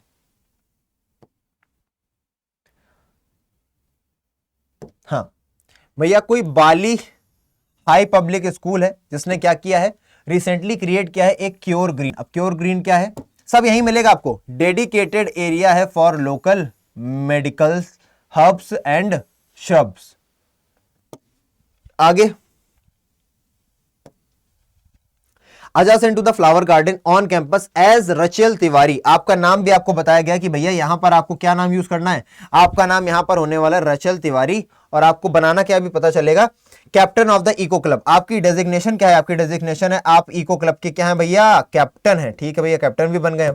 और अब आपको यहां पर क्या बनानी है, एक नोटिस को ड्राफ्ट करने के लिए आपसे बोला जा रहा है। ठीक है ना, तो ये नोटिस राइटिंग की बात आ गई for the school notice board. कहां के लिए लिखनी है नोटिस, स्कूल नोटिस बोर्ड के लिए लिखनी है। ठीक है ना, हालांकि इंपॉर्टेंट नहीं, छोड़ दो। Informing students of class 12th and, अब कौन से स्टूडेंट्स की बात करनी है भैया, क्लास 11th और 12th के स्टूडेंट्स को ये बताना है। अच्छा है। About a guided walk through cure garden, क्या बताना है भैया कि एक गाइडेड वॉक होगी क्योर गार्डन की पोस्ट असेंबली। जब पोस्ट असेंबली हो जाएगी ना, जब स्कूल में वो गाया जाता है जन गण मन अधिनायक, है ना, इतनी शक्ति हमें देना दाता, मन का विश्वास कमजोर होना, हम चले नेक रस्ते पे हमसे भूल कर भी कोई भूल हो ना। ऐसे ऐसे मंत्र हमारे यहाँ, ऐसे गाने गाए जाते हैं ताकि हम लोग मोराल बूस्ट रहे। तो जब ये असेंबली हो जाती है पोस्ट असेंबली, अब ये फ्राइडे बिल्कुल आपके काम का नहीं, काम का है भैया डेट 10 जुलाई को होना है ये काम। ठीक है, इनवाइट केयर गिवर एप्लीकेशंस, और आपको इनवाइट भी करना है लोगों को केयर गिवर एप्लीकेशंस पर, ठीक है ना, कि कौन लोग हैं जो इसकी क्योर गार्डन की क्या करना चाहते हैं, क्योर ग्रीन की सही तरीके से सेवा करना चाहते हैं, यानी कि ध्यान देना चाहते हैं। अब आपको रिपोर्ट बनानी है, आपके पास सब कुछ तो है, इसका देखो फॉर्मेट क्या है, फॉर्मेट में ही आपको सब कुछ दिख जाएगा। आ जाओ, फॉर्मेट में ही सब कुछ दिख जाएगा। अब name of the organisation, name of the organisation क्या हो गया भैया, बाली हाई पब्लिक स्कूल। लिख दो यहां पे, पूरा नहीं लिखूंगा, टाइम नहीं बेटा, बाली हाई पब्लिक स्कूल, बीचम बीच लिख देना यहीं पर, ठीक है, लिख दिया। नोटिस अपने आप में बड़ा बड़ा लिखना, डेट लिखनी है तुमको, तुमको पता है बेटा 10 जुलाई को कार्यक्रम होने वाला है, तो 10 जुलाई को अगर कार्यक्रम है तो तुम कुछ दिनों पहले नोटिस जारी करोगे ना, तो नोटिस जारी कर दो भैया, 10 जुलाई की बात है तो तुम कर दो भैया 2 जुलाई को, कि भैया 2 जुलाई को हम नोटिस जारी करते हैं, ठीक है। उसके बाद हेडिंग क्या होगी, हेडिंग देख लो बीचम बीच पढ़ने वाली, क्योर गार्डन, आगे dedicated area for local medicine, यहां पर डाल दो भैया अपनी हेडिंग, क्या डाल दोगे, क्योर गार्डन, क्या नाम क्या है इसका, क्योर गार्डन नाम है, क्योर ग्रीन नाम है, क्योर ग्रीन, क्योर ग्रीन, इतना भी चलेगा, और साथ ही साथ अगर इतना जोड़ दिया तो मेरे हिसाब से और अच्छा हो जाएगा, क्योर ग्रीन, आगे dedicated area for medicine, dedicated area for local medicine. अभी आप समझ रहे हो मैं जो बोल रहा हूं, है ना, dedicated area for local medicine, simple है, ऐसे मत लिखना, पूरा लिखना तुम, ठीक है। कोई डिटेल्स दे दो भैया, कब होने वाला है, तो कब होने वाला है भैया, डिटेल्स आपको पता है 10 जुलाई को होने वाला है। टाइम क्या होगा भैया, हम सभी को पता है भैया पोस्ट असेंबली होगा, ये भी आपको पता है, ठीक है। ड्यूरेशन कितनी रहेगी बता देना अपने हिसाब से, कि भैया पता चले 20 मिनट या 30 मिनट तक होगा। क्या होगा भैया, प्लेस क्या होगा, तो भैया एकदम जस्ट अडजासेंट, किसके भैया, फ्लावर गार्डन के अडजासेंट है, फ्लावर गार्डन के बगल में, फ्लावर गार्डन के बगल में, ठीक है ना। और वेन्यू क्या होने वाला है, वेन्यू आपका कॉलेज ही होने वाला है। फिर सिग्नेचर कर देना भाई साहब, नेम डाल देना यहाँ पर, क्या, रचल तिवारी आरटी, नाम लिख देना, डेजिग्नेशन लिख देना कि भैया कैप्टन ऑफ, चाहे कि अभी तुम कैप्टन हो, यहीं पर दिया गया भैया, captain of the eco club, captain of eco club, ये बन के तैयार हो गई भैया। क्या क्या नया चाहिए इसमें, कुछ नहीं चाहिए, बस तुमको ये खाका पता होगी भैया इस तरीके से बनता है डब्बा बना करके, दैट्स इट, सिंपल, राइट। अब अगर कॉन्टेक्ट की बात करोगे कि भैया इसमें किस तरीके से लिखना है, तो ये भी दिखा देते हैं हम आपको क्या क्या रहना चाहिए। तो भैया करेक्ट फॉर्मेट रहना चाहिए, जैसा कि आपको अभी जस्ट बताया गया, यही फॉर्मेट आपको यूज करना है, ठीक है। हालांकि मैंने आपको पूरा आंसर ही दे दिया है, तो अब ज्यादा मुझे बताने की जरूरत है नहीं। ड्रॉइंग अटेंशन कि भैया किसके ऊपर, क्लास 11th और 12th का अटेंशन आपको ग्रैब करना है ना। Monitoring the mentioning the event, साथ ही साथ डिटेल क्या दोगे, डीटीवी, यानी कि डेट बताओ, टाइम बताओ, वेन्यू बताओ, और साथ ही साथ आपको इनवाइट भी करना है ना एप्लीकेशंस का, जो क्योर गिवर बनना चाहते हैं, कि भैया जो इसका ध्यान रखना चाहते हैं क्योर ग्रीन का, and line with reference to the undersigned, और भैया साइन करके निकल लो, आगे आओ। दूसरा पूछा जा रहा है क्रिएटिव राइटिंग स्किल में, इसमें भी आपको नोटिस ही ड्राफ्ट करनी है, तो नोटिस अभी मैंने समझा दी, आगे बढ़ जाओ, ठीक है। इसको भी इस तरीके से आप बना लोगे, कोई दिक्कत वाली बात नहीं है। आगे आते हैं, फिर आपसे क्वेश्चन नंबर 4 क्या बोल रहा है, अटेम्प्ट एनीवन, यहां पर आपको इन्विटेशन पढ़ना है। अब फिर से एक एक डिटेल पढ़ जाओगे तो धुराटे काट पाओगे। डिटेल का, you are the student head, आप क्या हो, आपको बता दिया गया, you are the student head cultural affairs, ठीक है। कहां पर हो भैया, एमके सीनियर सेकेंडरी स्कूल के हो, ठीक है, ये भी समझ में आ गया। Your school is organising a 2 day yoga camp, आपका स्कूल क्या कर रहा है, 2 दिन का योगा कैंप ऑर्गेनाइज कर रहा है, ठीक है। किस लिए ऑर्गेनाइज कर रहा है, वीकेंड पर ऑर्गेनाइज कर रहा है, कब, वीकेंड पर, ठीक है, ये भी समझ में आ गई बात। फॉर पेरेंट्स, किसके लिए किया जा रहा है, parents for the school students, जो स्कूल के स्टूडेंट्स हैं उनके पेरेंट्स के लिए। क्रिएट एन इनविटेशन, अब आपको क्या क्रिएट करनी है, एक इनविटेशन क्रिएट करनी है ना। Inviting the school parents for the yoga camp, जो स्कूल के स्टूडेंट्स हैं उनके पेरेंट्स को भेजना है आपको योगा कैंप के लिए, भैया आओ कैंप पर आओ और आके योगा करो। Share information about the camp organisation, और क्या करो भैया, इन्फॉर्मेशन को शेयर करो कि आखिरकार क्या क्या होगा, है ना, कैंप ऑर्गेनाइजेशन में। And include other necessary details, और अगर कोई नेसेसरी डिटेल्स है उनको इंक्लूड करो। ये जितनी चीजों को मैंने डब्बा बनाया, यही आपके पूरे के पूरे किसमें आ जाएंगी, इनविटेशन में आ जाएंगी, झलकेंगी, आओ देखते हैं। तो भैया ये होने वाला है आपका फॉर्मेट। फॉर्मेट में आप सबसे पहले नेम ऑफ द होस्ट, तो भैया होस्ट कौन है, होस्ट का नाम डाल देना एमके सीनियर सेकेंडरी स्कूल, ठीक है ना। क्या कर दोगे यहां पर, एमके सीनियर सेकेंडरी स्कूल, फिर लिखवाओगे तुम हमसे एमके सीनियर सेकेंडरी स्कूल, ठीक है, यहां लिख देना। अब फॉर्मल स्टैंडर्ड एक्सप्रेशन बता देना, है ना, that we are cordially inviting you, इस तरीके से शुरुआत करके, ठीक है। वापस आओ, पर्पस ऑफ इनविटेशन बता देना भैया, पर्पस ऑफ इनविटेशन क्या है भैया, कि 2 डे योगा कैंप है और साथ ही साथ पर्पस बता देना कि भैया हम लोग अपने बच्चों का ध्यान देते हो और आप लोग अपना ध्यान नहीं दे पाते, इसलिए योगा कैंप रखा जा रहा है। ये हो गया पर्पस आपका। साथ ही साथ डेट और टाइम और इवेंट बता दो। तो भैया डेट आपको यहाँ नहीं दी गई तो कोई भी डेट डाल दो, और उसी के साथ साथ ये भी बता दो कि भैया 2 दिन का होगा। टाइम ऑफ इवेंट क्या है, टाइम बता देना कि भैया 10 बजे 11 बजे। अब इसमें नहीं दिया तो कुछ भी बताओ भैया, अपने हिसाब से बना लो। वेन्यू क्या होगा, वेन्यू आपका स्कूल ही होगा, ठीक है ना। स्कूल में ही आना है आपको। कहां पर आना है, एमके सीनियर सेकेंडरी स्कूल में आना है, ठीक है, कोई समस्या नहीं है। आगे क्या बोल रहे हैं, name of the special guest, अगर कोई स्पेशल गेस्ट है उसको डाल दो। RSVP, respond if it is please, है ना। इससे क्या पता चलता है RSVP से कि अगर कोई लोग आ रहे हैं तो रिस्पॉन्ड करेंगे तो पता चल जाए कितने संख्या में लोग आएंगे। कॉन्टेक्ट डिटेल दे दो अपनी। यहां पर तो तुम्हें बताया नहीं तुम कौन हो, बस इतना बताया स्टूडेंट हेड कल्चरल अफेयर्स। तो भैया पहले अपना नाम लिख दो और बता दो कि भैया आई एम ए स्टूडेंट, है ना, जो भी आपको बताए। स्टूडेंट क्या है भाई, ये स्टूडेंट हेड कल्चरल अफेयर, ठीक है। बात यहां पर आ जाती है, खत्म। आगे बढ़ते हैं। ये पूरा पूरा रहेगा फॉर्मल इनवाइट में क्या क्या चीजें रहने वाली हैं, थोड़ा डिटेल में देख लो अब आकर के। तो भैया a single sentence presentation in third person, and line punctuation skip, छोड़ो इसको। Use simple present tense, simple present tense में लिखोगे, सरल रहेगा। आंसर द क्वेश्चन, आंसर करो क्वेश्चन का। कौन कौन से क्वेश्चन का आंसर हो जाना चाहिए कि कौन बुला रहा है ना, कब बुला रहा है भैया, किस लिए, कहां पर हो रहा है कार्यक्रम, क्या हो रहा है कार्यक्रम, किस लिए हो रहा है कार्यक्रम, ठीक है ना, कौन और किसके लिए है, ठीक है ना, किसके लिए हो रहा है ये कार्यक्रम, ठीक है, ये सब बताना है। आंसर दो। Include name and address of the organisation, है ना, ऑर्गेनाइजर भैया तुम ही हो जो ऑर्गेनाइज कर रहे हो, साथ ही साथ ऑर्गेनाइजर का नाम और एड्रेस दो। होस्ट अपना नाम दो, होस्ट जो भी है कॉलेज है या तुम हो, ठीक है ना। स्पेशल गेस्ट है तो वो भी बता दो। और यहाँ पर बेटा सिग्नेचर नहीं होंगे, बहुत ध्यान रखना, इस बात का बहुत ध्यान रखना कि जब भी आप क्या लिख रहे हो बेटा, इन्विटेशन लिख रहे हो तो वहां पर सिग्नेचर गलती से मत कर देना, ठीक है ना, जिस तरीके से आपने अभी नोटिस में किया था। आगे बढ़ जाओ। आगे अब आपसे और फिर से पूछ रहा भैया रिप्लाई करो, तो बेटा एकदम इनफॉर्मल रिप्लाई का ये तरीका रहेगा। आगे देखते हैं भैया आप क्या बोल रहे हैं। आप attempt any one of the two in about 120 to 150 words. अब आपको इन दोनों में से कोई एक अटेम्प्ट करना है, कितने वर्ड्स में, आपको इन दोनों में से कोई एक अटेम्प्ट करना है 120 से 150 वर्ड्स में। 5 नंबर का आपके पास ही खेल खिलौना आने वाला है। क्या बोला जा रहा है, बहुत ध्यान से जो क्वेश्चन है और जो ये पूरा मटेरियल है ये पढ़ लिया तुम बना लोगे। बस तुम्हें एक चीज चाहिए, फॉर्मेट। फॉर्मेट आता है, इतने से तुम लिख डालोगे, थोड़ा सा लिखना आ गया, हो गया तुम्हारा पूरे number. You are Damanjeet Singh, आपका नाम क्या है भाई साहब, आपका नाम बताया गया है दमनजीत सिंह आपका नाम है, ठीक है। अ fresh graduate of film making, आपको यह भी पता है कि आप हैं कौन, आप एक ग्रेजुएट है ऑफ फिल्म मेकिंग BFA, ठीक है, ये भी बात समझ में आ जाती है भैया। फ्रॉम JTI चंडीगढ़, ये भी बात जान लो, कहां से हो, चंडीगढ़ से हो, ओके जी। आगे you saw the given advertisement, आप ये वाला एडवर्टीजमेंट देखते हो, अभी दिखाएंगे क्या है भाई, है ना, न्यूज़पेपर में। And wish to apply for, और आप क्या करना चाहते हो, अप्लाई करना चाहते हो इसके लिए, तो लेटर लिखना पड़ेगा भाई साहब, है ना, इस पोजीशन को अप्लाई करना चाहते हो। The position advertised, write a letter to Mili Johar, है ना, आपको एक लेटर लिखना है किसको, मिली जोहर आर्ट्स। मिली जोहर आर्ट देखो यहां पर लिखा हुआ है ना, मिली जोहर आर्ट्स, इनको आपको एक लेटर लिखना है, ठीक है, समझ में आ गई बात। आगे अलोंग विद योर बायोडाटा, और इसको मत भूल जाना कि आपको अपना बायोडाटा भी उसमें इंक्लूड करना पड़ेगा। आपका है ना, expressing your interest in the advertisement post, आपको ये दिखाना है कि आप वाकई में कितना इंटरेस्टेड हो इस एडवर्टीजमेंट पोस्ट में, ठीक है। अब यहां पर देखो किसके लिए लिखना है, मिली जोनर आर्ट्स, आपको क्या मिलेगा, असिस्टेंट डायरेक्टर्स वांट। अब आपको यह भी पता चल गया कि आखिरकार किस पोस्ट के लिए आप अप्लाई कर रहे हो, असिस्टेंट डायरेक्टर के लिए। किसके लिए, असिस्टेंट डायरेक्टर के लिए। आपकी पोस्ट क्या रहने वाली भैया, असिस्टेंट डायरेक्टर की पोस्ट रहने वाली। वांटेड फॉर फीचर फिल्म, है ना।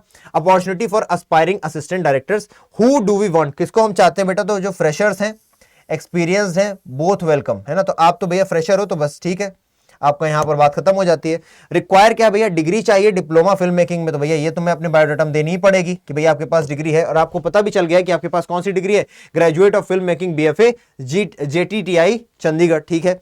आगे स्किल्स कौन कौन सी चाहिए, आपको स्किल्स चाहिए भैया कि आप कैमरा हैंडलिंग करना जानते हो, आप फंक्शनल नॉलेज रखते हो मराठी लैंग्वेज का, आप एक्सपीरियंस, है ना, एकदम एक्सेप्शनल कम्युनिकेशनल स्किल्स होनी चाहिए, और एबिलिटी टू मल्टीटास्क, कई सारे काम एक साथ करने आने चाहिए। और आपको भेजना कहां पर है, please send your resume to the Johar house official. अब आपको ये क्या दे दिया गया है, ये आपको इस जगह पर दे दिया गया है कि कहां पर आपको भेजना है, क्या बता दिया गया है कि कहां पर आपको अपने रिप्लाई भेजने हैं, द जौहर हाउस, ये आपको एड्रेस बता दिया कि भैया इस एड्रेस पर लिख दो लेटर। तो बस सिंपल सा है, लेटर का फॉर्मेट देख लो, काम हो जाएगा तुम्हारा।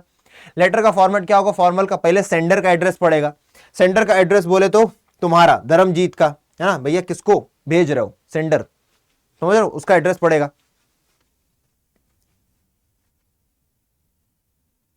आगे डेट डालो भैया, रिसीवर्स एड्रेस, रिसीवर एड्रेस कहां पर है भाई साहब, रिसीवर एड्रेस ये है भैया द जौहर हाउस ऑफिशियल, ये पड़ जाएगा। उसके बाद देखो सब्जेक्ट हेडिंग डालो, सब्जेक्ट हेडिंग क्या डालोगे तुम, सब्जेक्ट हेडिंग सीधी सी बात है applying for the post of assistant director, ठीक है, सब्जेक्ट हेडिंग भी होगी भैया की। आगे सैल्यूटेशन दे दो, सर या मैम, डियर बोल के गलती से मत कर देना, तुम लोग गलती में ना तुम लोग बहुत ज्यादा व्हाट्सएप चलाते हो, डियर है ना, माई लव, ऐसा कुछ यूज मत करना बेटा, नंबर कट जाएंगे, गलती से भी नहीं। आगे कंटेंट और बॉडी में क्या क्या रहेगा वो भी बताते हैं आपको, फिर उसके बाद कॉम्प्लीमेंट्री क्लोज। अब कंटेंट में क्या रहेगा बेटा, आपका पूरा लेटर जो भी आप लिख रहे हो, साथ ही साथ रेफरेंस टू द एडवर्टीजमेंट, भैया रेफरेंस आपको देना पड़ेगा कि हाँ फलाना फलाना हमको एडवर्टीजमेंट दिखाई दिया था जिसमें हमको पता चला कि असिस्टेंट डायरेक्टर्स की नियुक्ति होनी है, तो इसलिए I am interested in that. अब conveying suitability for the position, और आप ये भी बताओ कि कैसे आप सुटेबल हो। आप बताओ, मैंने अभी फ्रेशली क्या किया हुआ है भैया, ग्रेजुएट किया फिल्म मेकिंग बीएफए से, साथ ही साथ मेरे डिग्री भी है मेरे पास, और मुझे कैमरा हैंडलिंग आती है, फंक्शनल नॉलेज है मेरे पास मराठी का, है ना, एक्सेप्शनल कम्युनिकेशन स्किल्स है एंड एबिलिटी टू मल्टीटास्क, ये सब बताओ कि भैया ये भी। और अगर कहीं काम किया है तुमने तो ये भी बताओ कि आई हैव वर्कड इन फलाना फलाना ऑर्गेनाइजेशन, एंड किसी एक का नंबर दे दो अपने मैनेजर का या फिर किसी का भी, so that he can get to know about your work experience, कि भाई तुम किस तरीके से काम करते हो, किस तरीके से तुम्हारा मोराल है, क्या एथिक्स है तुम्हारा। आगे अगर देखोगे तो सबमिशन ऑफ द एप्लीकेशन, यहीं से तुम्हारा खत्म हो जाएगा। आगे बढ़ जाओ भाई, बायोडाटा में क्या लिखना है भाई, बायोडाटा में तुमको प्रोफाइल ऑफ सेल्फ, अपनी प्रोफाइल लिखनी पड़ेगी, है ना।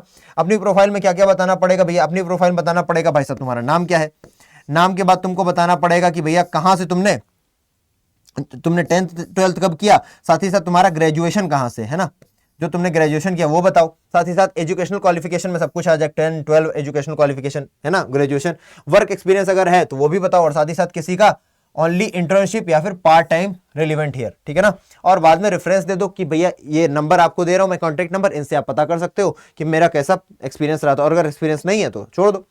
उसके बाद फिर से आपसे क्या बोल रहा है, लेटर बोल रहा है, लेटर टू एडिटर, ये भी वही है भैया, अवेयरनेस फैलाने के लिए बोल रहा है, इसको भी देख लोगे आप। और अगर किसी प्रकार के लेटर में दिक्कत होती है बेटा तो आप लोग जरूर आइए, किसमें, आप लोग जरूर आइए हमारे सेशंस में, जब मैं आपको पढ़ाता हूं ये सारी की सारी चीजें, ठीक है, उसमें भी सेम बिल्कुल फॉलो होगा। बस आपको इन चीजों का ध्यान रखना पड़ेगा कंटेंट में, क्योंकि आपसे जो बोला जा रहा है ना, अगर आपसे बोला जा रहा है कि भैया आपको बताना है spread awareness, rules and etiquettes involved, the ways ensure adherence, use the given cues. अब किस चीज के लिए बात यहां की जा रही है, despite being an essential component of road safety, तो भैया ये पूरा का पूरा रोड सेफ्टी के ऊपर है ना। तो इन सभी चीजों को ध्यान में रखते हुए जो भी आपको क्लूज दिए गए हैं, आपको उसके ऊपर इतने सारे पॉइंट्स लिख दोगे, बनाने पड़ेंगे, मतलब इस पर आपको कुछ ना कुछ लिखना रहेगा, क्योंकि 120 से 150 वर्ड है, तब आपको 5 नंबर मिलेंगे, ठीक है ना। 6 क्वेश्चन क्या बोल रहा है भैया, अब आपको यहां पर क्या करना है, यू आर सोहेल हसन, अब आप यहां पर कौन हो, आपका नाम है भैया सोहेल हसन,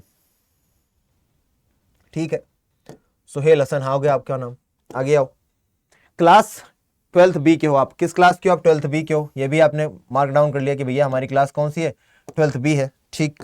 आगे आर्टिकल लिखना है आपको, यहां पर क्या लिखना है, एक आर्टिकल लिखना है फॉर योर स्कूल मैगजीन, आपको अपनी स्कूल मैगजीन के लिए क्या लिखना है, यहां पर एक आर्टिकल लिखना है, ठीक है। Sharing the importance of young adults, क्या दिखाने के लिए, importance of young adults as volunteers in one's local community, किस तरीके से जो आज की यंग अडल्ट्स हैं वॉलंटियर कर सकते हैं अपनी लोकल कम्युनिटी में, और the need to do so and the benefits involve, कि क्यों ये नीड है कि भैया जो आजकल के यंग है वो अपनी कम्युनिटी में काम करें और वॉलंटियर करें अपने लोकल कम्युनिटी में, साथ ही साथ उसके बेनिफिट्स क्या होने वाले हैं। And use the clues, clues क्या दिए भैया, क्लूज आपको इस तरीके से दे रखे हैं, पकड़ के बताते हैं आपको एक एक। इंपॉर्टेंस फॉर पर्सनल ग्रोथ, है ना, कि आपको यहाँ पर पर्सनल ग्रोथ के बारे में बताना है कि कैसे ये इंसान के लिए अच्छा होगा, यंग यूथ के लिए अच्छा होगा, कम्युनिटी के लिए क्या अच्छा होगा, कम्युनिटी डेवलपमेंट में कैसे सहायता मिलेगी, साथ ही साथ बेनिफिट्स बताओ कि आपको क्या बेनिफिट है, साथ ही साथ आप कौन सी न्यू स्किल्स सीख जाओगे अगर ऐसी कुछ चीज़ों को करोगे, है ना, एक्सपीरियंस आपको मिलेगा, साथ ही साथ बेटा सेंस ऑफ पर्पस आपके जीवन में आएगा कि आखिरकार मुझे चीज़ों को करना क्यों है ना, जब आप सोसाइटी के बारे में काम करोगे। And for community positive impact, community पर क्या पॉजिटिव इंपैक्ट पड़ेगा। And what are the ways one could get involve, और किस तरीके से कोई अपनी कम्युनिटी के लोकल कम्युनिटी में इन्वॉल्व हो सकता है, उसका उत्थान कर सकता है, उसको एलिविएट कर सकता है। आगे आ जाओ भाई, तो ये होगा आपका आर्टिकल का पूरा क्या तरीका है, जिस तरीके से आपको लिखना है। तो सबसे पहले टाइटल लिखोगे आप, है ना, टाइटल क्या रहेगा भैया, आर्टिकल का टाइटल लिख दो सबसे पहले, जो भी आपको टाइटल इसका सुटेबल लगे वो लिख दो। You are Sohail Hasan of class 11th, article for school magazine sharing the importance of young adults as volunteers in one's local community. तो बस ये लिख दो, इंपॉर्टेंस क्या लिखोगे title, importance of young adults as volunteers in local community। आगे आ जाओ भैया, बाई लाइन आ जाएगी। यहां पर क्या बताना पड़ता है तुमको बाई लाइन में, देख लो यहां पर आकर के। बाई लाइन में नेम बताना पड़ता है आपको, साथ ही साथ डेजिग्नेशन बताना पड़ता है ऑफ द राइटर। आप ही लिख रहे हो तो यहां पर कौन लिखने वाला है, ये सोहेल हसन लिखने वाला है। कहां का लिखने वाला भैया, क्लास 12th बी का है, ठीक है। अब आपका कोई डेजिग्नेशन तो खास है नहीं, तो कुछ भी बता देना भैया कि यू आर सो। आगे, use fictional information if question does not display. और अगर आपको ये नाम नहीं दिया गया है तो आप फिक्शनल इंफॉर्मेशन बताओगे, अपना नाम नहीं लिख दोगे, ठीक है ना, गलती से भी, वो पाप हो जाएगा। आगे देखते हैं बच्चे, है ना, ये समझ में आ गया, आई कैचिंग होनी चाहिए, थोड़ा कंटेक्ट पकड़ पाओ, है ना। इंट्रोडक्शन दो पहले की, रेलिवेंट टॉपिक सेंटेंस पर एक्सपेंशन की, भैया क्या है आखिरकार की भैया, है ना, इंपॉर्टेंस क्या है, पर्सनल ग्रोथ किस तरीके से हो सकती है। साथ ही साथ लोकल कम्युनिटी में हमारा जो रोल है वॉलंटियर्स, है ना, एज यूथ क्या हमारा रोल हो सकता है, वो आप बताओगे भैया। इस तरीके से आप शुरुआत कर दोगे, फिर डेवलपमेंट करो पूरे के पूरे टॉपिक का कि भैया कैसे कैसे आप क्या बताओगे, और उस डेवलपमेंट पे आप ये सब यूज कर सकते हो, है ना, new skills, experiences, sense of purpose, community positive impact, ये सारी की सारी चीजें आप यूज करोगे। एंड एट लास्ट आप क्या कर दोगे, कंक्लूडिंग पैरा कर करके निकल लोगे। और एक बात ध्यान रखो, आर्टिकल डब्बे में नहीं रखा जाएगा, ठीक है ना। Article is not boxed, a box has been used here as to tool for clear illustration. आपको सही से समझाने के लिए यहाँ पर बॉक्स दिखाया गया है, अदरवाइज आपको इस तरीके के किसी बॉक्स का यूज करना नहीं है। बात समझ में आ गई होगी आई थिंक। आगे बढ़ा जाए भाई, चलो आगे बढ़ते हैं। अगला है भाई साहब, अब इंट्रो में आप क्या लिख दोगे कि volunteering in the local community a valuable experience for young adults, helps them develop new skills and interest, benefits the community as a whole, है ना। आप पूरे लिख दो या फिर इनमें से एक दो पॉइंट उठा लो, काफी है। अब रीजंस टू वॉलंटियर भी आप बता सकते हो कि भैया क्यों, आखिरकार रीजन होना, क्या रीजन होने चाहिए वॉलंटियर करने के, तो आपको रीजन क्या बता सकते हो, बताओ। इतना तो आप सोच ही पाओगे कि a great way to give back to the community can make a positive difference in the lives of those around, create a sense of community and strengthen social bonds. क्या क्या कर सकता है, great way to give back to the community, एक बढ़िया तरीका है। अगर आप इन्वॉल्व होते हो लोकल कम्युनिटी में तो एक बढ़िया तरीका है, जो आप कम्युनिटी से ले रहे हो उसको वापस कर पाओ, अपना योगदान दिखा पाओ। साथ ही साथ can make a positive difference in the lives of those around, और लोगों के जीवन में एक पॉजिटिव इंपैक्ट ला सकते हो। साथ ही साथ create a sense of community and strengthen social bonds, आप सोशल बॉन्ड्स को इंक्रीज कर सकते हो। और इसी तरीके के और भी एग्जांपल्स हैं, आगे देखते हैं। कंक्लूजन में आप क्या बताओगे भाई, कंक्लूजन में volunteering is one's local community in one's local community is rewarding experience. ये रिवॉर्डिंग होता है क्योंकि आपको अच्छा लगता है जब आप कुछ करते हो ना अपने कम्युनिटी के लिए, तो आपको अच्छा लगता है कि हाँ यार मैंने कुछ किया है आखिरकार, है ना। Can benefit both the individual, individual को तो फायदा करेगा ही, उसकी पर्सनल ट्रेट्स उभरेंगी, वो समाज के लिए सोचना सीखेगा, और साथ ही साथ कम्युनिटी के लिए भी अच्छा होगा। और important for young adults to get involved and make a positive contribution to the world around them, और उनको जरूरी भी है कि भैया वो अपने अराउंड का जो पॉजिटिव एनवायरनमेंट है उसमें जाएं और उसको और ज्यादा पॉजिटिव बनाने की कोशिश करें, राइट। आगे बढ़ जाते हैं भैया। अभी भी आपका देखो ये खत्म नहीं हुआ है, ठीक है, यहां पर भी आपको रिपोर्ट लिखनी है। अभी आपने क्या लिखा भाई साहब, लेटर लिखा, तो यहां पर आपको क्या लिखना है, रिपोर्ट लिखना है। आर्टिकल राइटिंग के बाद आ गई आपकी रिपोर्ट राइटिंग। चलो रिपोर्ट राइटिंग भी देख लेते हैं। अल्टीमेटली आपको बेटा इसका ये देखना है फॉर्मेट क्या है, बाकी आंसर अभी जब आपके पेपर्स आएंगे ना बोर्ड्स, तो एक एक कई सारे आपको प्रैक्टिस करवाई जाएगी, उसकी चिंता मत करो। ये वीडियो बहुत लंबा ना हो जाए इसलिए मैं थोड़ा सा कट शॉर्ट कर रहा हूं, बाकी आपको मैं फॉर्मेट बताता चल रहा हूं, ठीक है ना। सो जस्ट डोंट वरी, आपको बताया सब कुछ जाएगा। ये एक सैंपल पेपर है जिसमें मैं आपको दिखा रहा हूं कि आपके पेपर में ये आएगा, इस तरीके से मार्क्स होंगे और आप कैसे इसको सॉल्व कर रहे होंगे, ठीक है ना। चलो क्योंकि ये तो आने नहीं वाला है सेम टू सेम, ये आपको जरूर पता होना चाहिए फॉर्मेट क्या है। फॉर्मेट इज द की बेटा, ये सेम क्वेश्चन तो नहीं पूछे जाएंगे ना, क्वेश्चन वो पूछे जाएंगे जो नए होंगे। फॉर्मेट पता है तो उनका आंसर दे पाओगे, और अगर इनको मैं टाप दूं, बता दूं इनके आंसर, तो कोई मतलब नहीं है। फॉर्मेट बता दिया तो बस आपका भला है। The RWA resident welfare association, अब पकड़ना फिर से शुरू करो, एक एक चीज भैया पकड़नी पड़ेगी तुमको। यहां पर RWA है भैया, रेसिडेंट वेलफेयर एसोसिएशन, कहां पर है ये है तुम्हारी नंदीपुरा 2 में। आगे, launched a volunteer programme for the young adults in and around the neighbourhood, है ना। क्या इन्होंने किया भैया, वॉलंटियर प्रोग्राम किया for the young adults in around the neighbourhood, ठीक है ना। ऑन 18 जनवरी 2023, कौन सी तारीख है भैया, 18 जनवरी 2023, ठीक है। As Sunita J the local correspondent of the neighbourhood newsletter, write a report covering this event, support your ideas with outline clues given below to craft your report। ठीक है भाई साहब, आपको रिपोर्ट बनानी है, आ जाओ।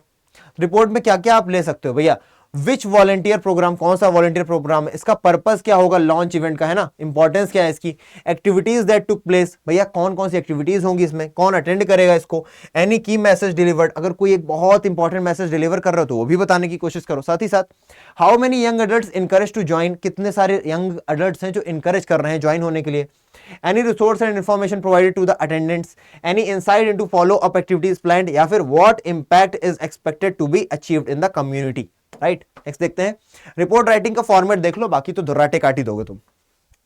फॉर्मेट क्या बोलता है आपको, फॉर्मेट बोलता है कि बाबा हेडलाइन एंड बायलाइन पे आ जाओ, जिस तरीके से आर्टिकल में था, फिर रिपोर्टिंग प्लेस एंड डेट पर आ जाओ कि भैया कहां पर होने वाला है, ये तो जगह आपको बताई रखी है पीछे।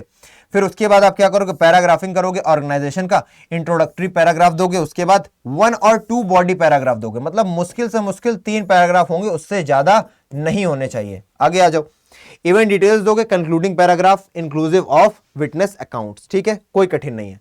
अब रिपोर्ट राइटिंग में क्या क्या आंसर दे देना है आपको ये पकड़ लो बस किन चीजों का आंसर आप दे दो कि भैया कौन कर रहा है, ठीक है ना, साथ ही साथ इवेंट स्पॉन्सर कौन कर रहा है, ऑर्गेनाइजर कौन है, स्पेशल गेस्ट कौन है अगर कोई ऐसा है, साथ ही साथ कहां हो रहा है और कब हो रहा है ये बता दो भैया, डेट बताओ, टाइम बताओ, प्लेस, टाउन, सिटी, वेन्यू, फलाना फलाना बताना है, व्हाट एंड हाउ, है ना, आपको बता रहा है इवेंट क्या हो रहा है और कैसे होगा, प्रोग्राम की डिटेल्स बताओ, आखिरकार होने क्या वाला है वहां पर, व्हाट डिड दोस्त प्रेजेंट थिंक, है ना, और जो वहां पर वो क्या सोचते हैं, ऑब्जर्वेशन और कमेंट्स लो दूसरों के और वो भी बताने की कोशिश करो, है ना। ये रिपोर्ट राइटिंग की आप चीजें फॉलो कर सकते हो कंटेंट में। आगे आ जाओ भैया, अब आपका सेक्शन सी शुरू हो जाता है। सेक्शन सी बोले तो लिटरेचर।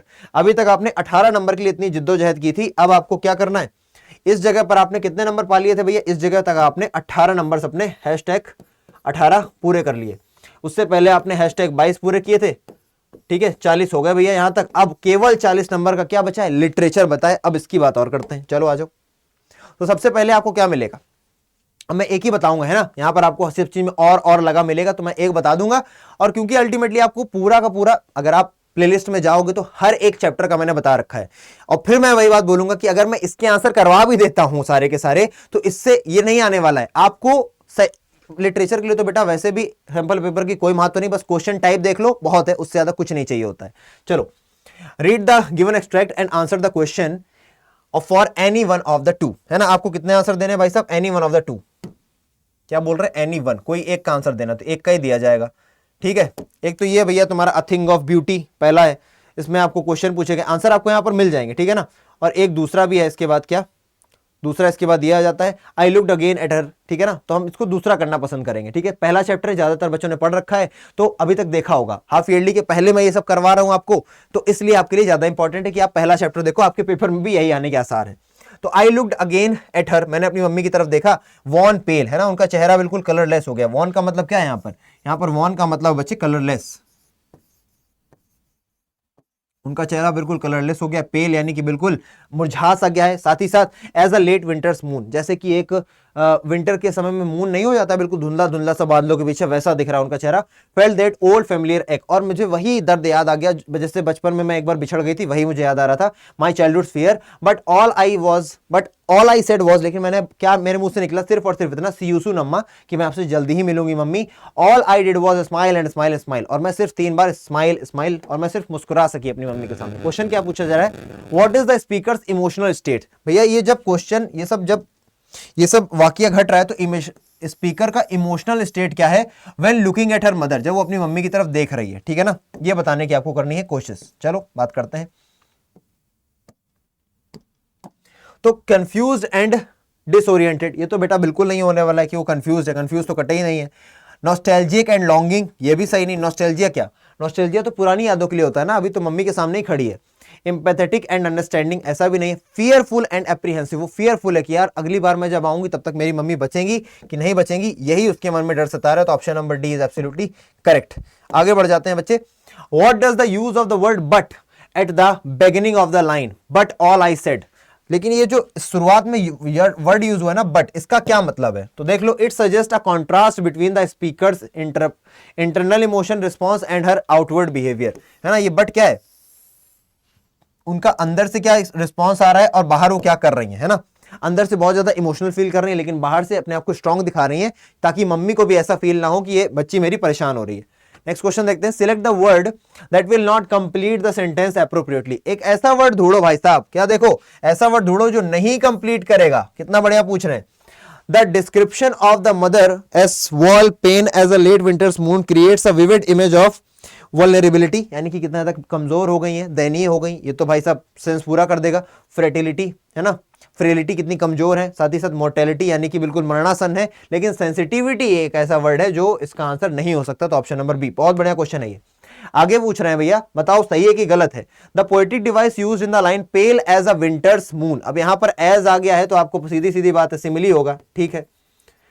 अब आगे बात करोगे, moon in the same as the one used in the line the winter wind wistfully wailed at night, है ना। अब winter wind wistfully wailed at night, तो इन दोनों में क्या सेम है, दोनों में सिमिली यूज हो रहा है, ऐसा नहीं है, इसलिए गलत है, दूसरे में सिमिली यूज नहीं हो रहा है। आगे, what message do these lines highlight, ये क्या मैसेज हाईलाइट करती हैं ये लाइंस, देखो है ना। In the context of familiar relationships and the speaker's sense of anxiety and fear at the prospect of losing her mother, what message, ये lines क्या मैसेज बताती हैं। The poem highlights the importance of cherishing, क्या भैया cheer करो, and appreciating people we love while we still can. तो भैया जब आपके साथ आपके प्यार करने वाले लोग हैं, जिनसे आप प्यार करते हैं, जब आपके साथ वो हैं तो उनकी वैल्यू करो, ये आपको वो सिखाता है, ठीक है ना। आगे बढ़ते हैं, लास्ट क्वेश्चन है इसका, 6 मार्क्स हैं, तो भैया 6 क्वेश्चन भी हैं साथ ही साथ। Complete the sentence appropriately, the repetition of the word smile suggest that. अब ये मैंने आपको देखो क्लास में भी सारे वर्ड्स कराए रखे हैं, सारे क्वेश्चन करा रखे हैं जो सैंपल में रखे हुए हैं, कि भैया जो रिपीटिशन हो रहा है स्माइल का क्या दिखाता है। The speaker is trying to hold back her emotions, उसके जो इमोशंस उमड़ उमड़ के आ रहे हैं ना, डर लग रहा है, ऐसा लग रहा है मम्मी से दोबारा मुलाकात होगी या नहीं होगी, तो अपने इमोशंस को होल्ड बैक कर रही है एंड रिमेन कंपोज्ड, और शांत रहने की कोशिश कर रही है, despite the pain she feels at her parting from her mother. हालांकि वो फील कर रही है वो दर्द कि मैं मम्मी से अपने बिछड़ रही हूं, लेकिन वो अपने आप को रोक रही, थाम रही। अगर वो रोई तो मम्मी पक्का रोएंगे और परेशान हो जाएंगी। नेक्स्ट क्वेश्चन देखते हैं। नेक्स्ट आ गया लिटरेचर, ठीक है ना, literature book and supplementary reading text. आओ बात करते हैं, ये 4 नंबर का है। Read the given extract and answer the questions for anyone. अब ये किसका, journey to the end of the world है। फिर से पहला नहीं दूसरा ही करते हैं, ठीक है ना। आंसर आपको तो मिल ही रहे हैं, लेकिन दूसरा क्या है देखते हैं। 1 मिनट, ये आपसे पूछा गया भैया द टाइगर किंग का, देख लेते हैं भैया, टाइगर किंग का देख लेते हैं। वैसे भी आपके एग्जाम में ये बार टाइगर किंग आ रहा होगा। In other words the tiger king is dead. अगर सही बात, सही मायने में बात करें तो टाइगर किंग मर चुका है। The manner of his death is matter of extraordinary interest, किस तरीके से वो मरा, वो एक एक्स्ट्राऑर्डिनरी इंटरेस्ट का मामला है। साथ ही साथ it can be revealed only at the end of the tale, लेकिन ये सिर्फ और सिर्फ एंड ऑफ द टेल में बताया जा पाएगा। The most fantastic aspect of his demise was that as soon as he was born astrologers had foretold that one day the tiger king would actually have to die. The child was grown up to become the warrior of the warriors, hero of the heroes, champion of the champions, but they bit their lips and swallowed hard when compelled to continue. The astrologers came out with it. This is a secret which should not be revealed at all, and yet we are forced to speak out. The child born under this star will one day have to meet its death. अब देखो, जब वो पैदा हुआ था तो उस समय क्या था भैया, नक्षत्र जो था वो बुल नक्षत्र था। इसीलिए बुल जो होता है टाइगर का क्या होता है, अभी ये बताया नहीं है, बुल नक्षत्र था, इसलिए इस नक्षत्र में जो भी पैदा होता है वो मरता जरूर है। बार बार ये एस्ट्रोलॉजर बोल रहे हैं कि ये हीरोज ऑफ द हीरो होगा, चैंपियंस ऑफ द चैंपियंस होगा, किंग्स ऑफ द किंग्स होगा, बहुत महान होगा। लेकिन, और ये लेकिन कहते हुए अपनी थूक को गटक लेते ऐसे करके और बताते नहीं। लेकिन जब उनसे पूछा है तब नहीं बताओ क्या बात है, तब वो बताते हैं कि भाई ये मैटर ऑफ ग्रेट सीक्रेट है, पर बताना नहीं चाहते, पर आप पूछ रहे हो तो बताते हैं। अब क्वेश्चन देखते हैं क्या बोल रहे हैं। Complete the sentence appropriately, complete करना है। The author's purpose is using foreshadowing is to, भैया जो फोरशैडोइंग यूज कर रहा है इसका क्या मतलब है, create a sense of approaching Doom.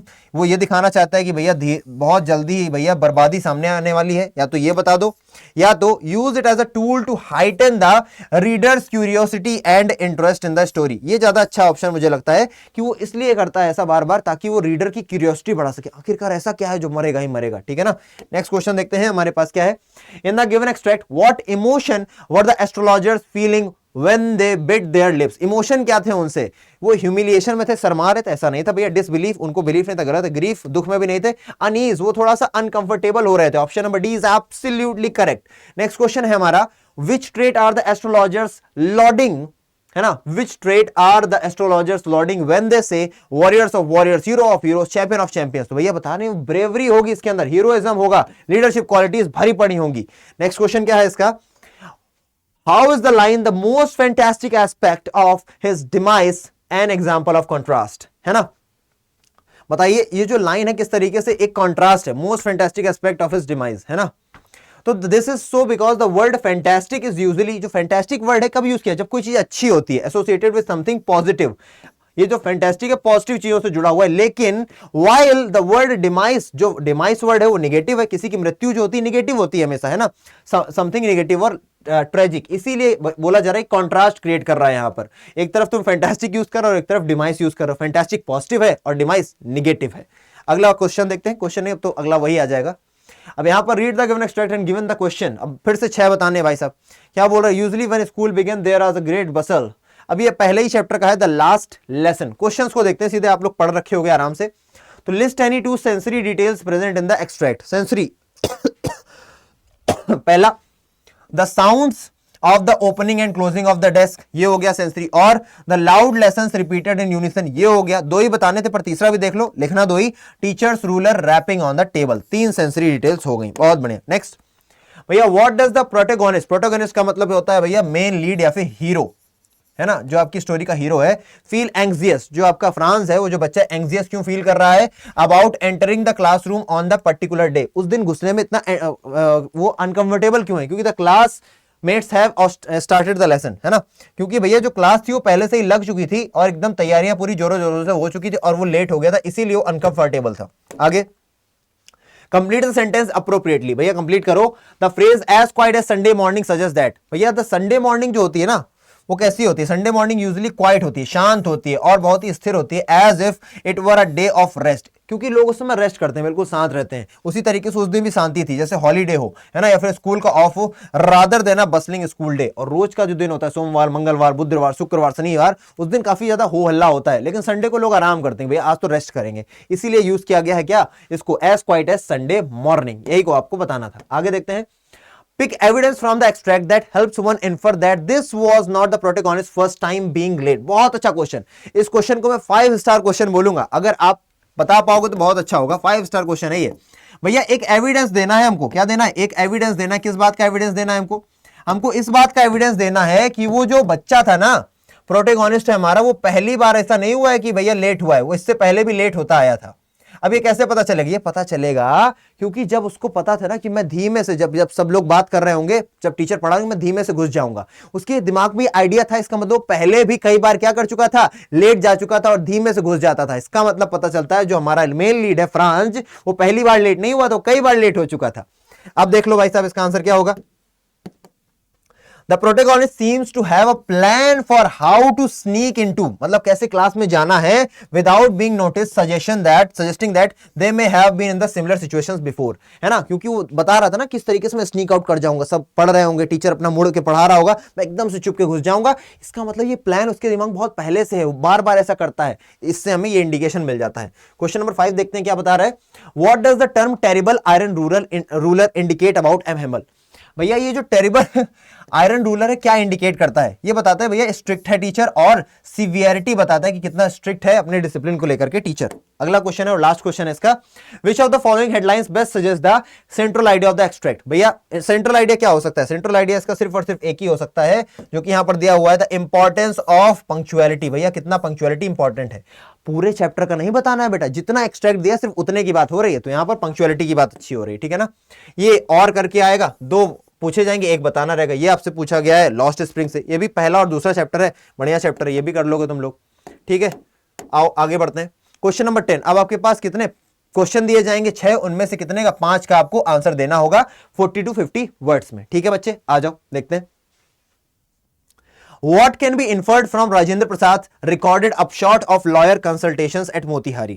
ये बताना चाहिए आपको, आपको क्या बताना है, आपको बताना है, ये क्वेश्चन आपको मैंने करवा भी रखा है, जब मैं मैराथन कराऊंगा तब भी करा दूंगा, कि भैया क्या अपशॉट, यानी कि अपशॉट बोले तो कहां गया अपशॉट, अपशॉट बोले तो क्या रिजल्ट बताया आकर के, है ना, क्या रिजल्ट बताया आकर के राजेंद्र प्रसाद ने, जब गांधी जी ने बोला था कि अगर मैं जेल चला जाऊंगा तो इन किसानों का क्या होगा, तो उन लोगों ने कह दिया कि किसानों का क्या, हम लोग तो चले जाएंगे। अब जब उन लोगों ने बात की तो गांधी कमिटमेंट, गांधी जी का जो कमिटमेंट था to the cause of peasants, कि भैया उनकी किसी भी तरीके से हमको हिफाजत करनी, पेजेंट्स यानी कि किसानों की, despite being stranger to the region, हालांकि वो उस जगह पर पहली बार आए थे और स्ट्रेंजर भी थे, वॉज एग्जेम्पलरी, बहुत एग्जेम्पलरी था, and motivated the lawyers to continue their support, और इस चीज ने उनको मोटिवेट कर दिया, किनको, जो लॉयर्स थे, कि वो फिर से किसानों के हक में खड़े हो जाएं।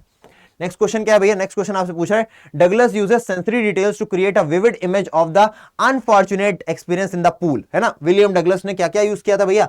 सेंसरी डिटेल्स बताई थी। जब मैं नीचे गया मेरी सांस फूल रही थी, फिर सिर्फ आंखें बाहर आई, फिर उसके बाद नाक अंदर चली गई, मेरे पैर एकदम पत्थर से हो गए, पैरालाइज हो गया था, है ना। ऐसा लग रहा था मैं कुछ पकड़ने की कोशिश कर रहा हूं, कुछ पकड़ नहीं पा रहा हूं, डर मुझे पकड़ रहा है, खींचता चला जा रहा है। इस तरीके से उन्होंने जो सेंसरी डिटेल्स दिए हैं, क्रिएट अ विविड इमेज, हमारे दिमाग में एक इमेज बनाने के लिए, ऑफ द अनफॉर्च्यून, जो उनके साथ एक्सपीरियंस किया उन्होंने पूल में। What might be the impact of the reader if the narration were more informative than sensory. अगर ये इंफॉर्मेटिव ज्यादा होती और सेंसरी ना होती तो क्या हम पर इंपैक्ट पड़ता? अगर ये ज्यादा बेटा सेंसरी होती नहीं और इंफॉर्मेटिव होती तो हम उस चीज को अच्छी तरीके से समझ नहीं पाते, उस इमोशन के साथ अपने आप को बाइंड नहीं कर पाते, और साथ ही साथ इंफॉर्मेशन से हम चीजों की टेक्निकलिटी तो समझ लेते लेकिन उस दर्द को ना महसूस कर पाते अगर सेंसरी ना होता। आप इस क्वेश्चन के आंसर के माध्यम से पढ़ के समझ सकते हैं। बढ़ जाते हैं आगे बच्चे। अगला क्वेश्चन है, how does the setting of the remote forest location in rat trap contribute to the overall tone and mood of the story. ये जो सेटिंग है ना किसकी, रिमोट फॉरेस्ट की लोकेशन की, रैट ट्रैप में कैसे कंट्रीब्यूट करती है पूरी तरीके से टोन और मूड जो है स्टोरी का उसमें, तो देख लेते हैं। Creates a sense of isolation and desolation, ये कैसे क्या क्रिएट करती, आइसोलेशन एंड डिसोलेशन क्रिएट करती। आंसर आपको बनाना है, ये हिंट्स दे रहे हैं, है ना। एम्फसाइजिंग द लोनलीनेस, और ये लोनलीनेस अकेलेपन को एम्फसाइज करती है। Despair that the peddler experiences, साथ ही साथ हार्श विंटर कंडीशंस है वहां पर, और बैरन लैंडस्केप, यानी कि बिल्कुल वीराना पड़ा है, सुनसान है मामला। और to the overall tone of melancholy and hopelessness. The forest also represent the क्या, metaphorical wilderness of the human soul, highlighting the struggles and temptations the people face in the journey of their life। ठीक है, इनमें से किसी भी एक को पकड़ के आप लिख देना, आपका आंसर आ जाएंगे, बढ़िया नंबर मिल जाएंगे। क्वेश्चन नंबर 4 आ गया अब आपके सामने। अब यहां पर क्या भाई, how might the message of the poem on Jennifer tigers be different if the following last 4 lines were omitted, है ना। आपके सामने सीधे क्वेश्चन देकर के पूछा, क्या बात है ना। इसका आंसर आप देख लो, आराम से दे लोगे, ठीक है। क्वेश्चन नंबर 5 देखो भैया, Umberto Eco, with reference to the name of the rose, says, I think if I had written the name of the rose 10 years earlier or 10 years later, it wouldn't have been the same. What could have meant? इसका क्या मतलब है? अगर मैंने letter 10 साल पहले 10 साल बाद लिखा होता, इसका क्या मतलब है? तो भैया Umberto Eco suggests that the success of his book, The Name of the Rose, was largely due to timing. उनको ऐसा लगता है कि भैया जो उनकी बुक सक्सेसफुल हुई ना, वो टाइमिंग के कारण हुई। ठीक बात है।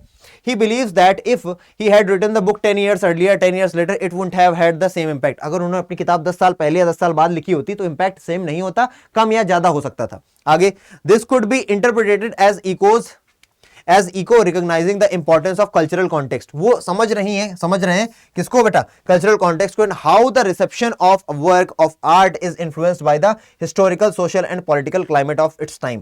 और किस तरीके से कोई बुक जो होती है उस पर हिस्टोरिकल, सोशल और पॉलिटिकल जो क्लाइमेट होता है उस समय का कैसे प्रभाव डालता है, इसलिए वो बोल रही हैं। आप सिर्फ इस पर ही अपना आंसर लिख सकते हो। बेसिकली आपको 40 से 50 वर्ड्स में लिखना है, तो एक थॉट पर भी अगर आप लिख देते हो तो आपके पूरे मार्क्स आ जाते हैं, 3 में से 3। ठीक है जी।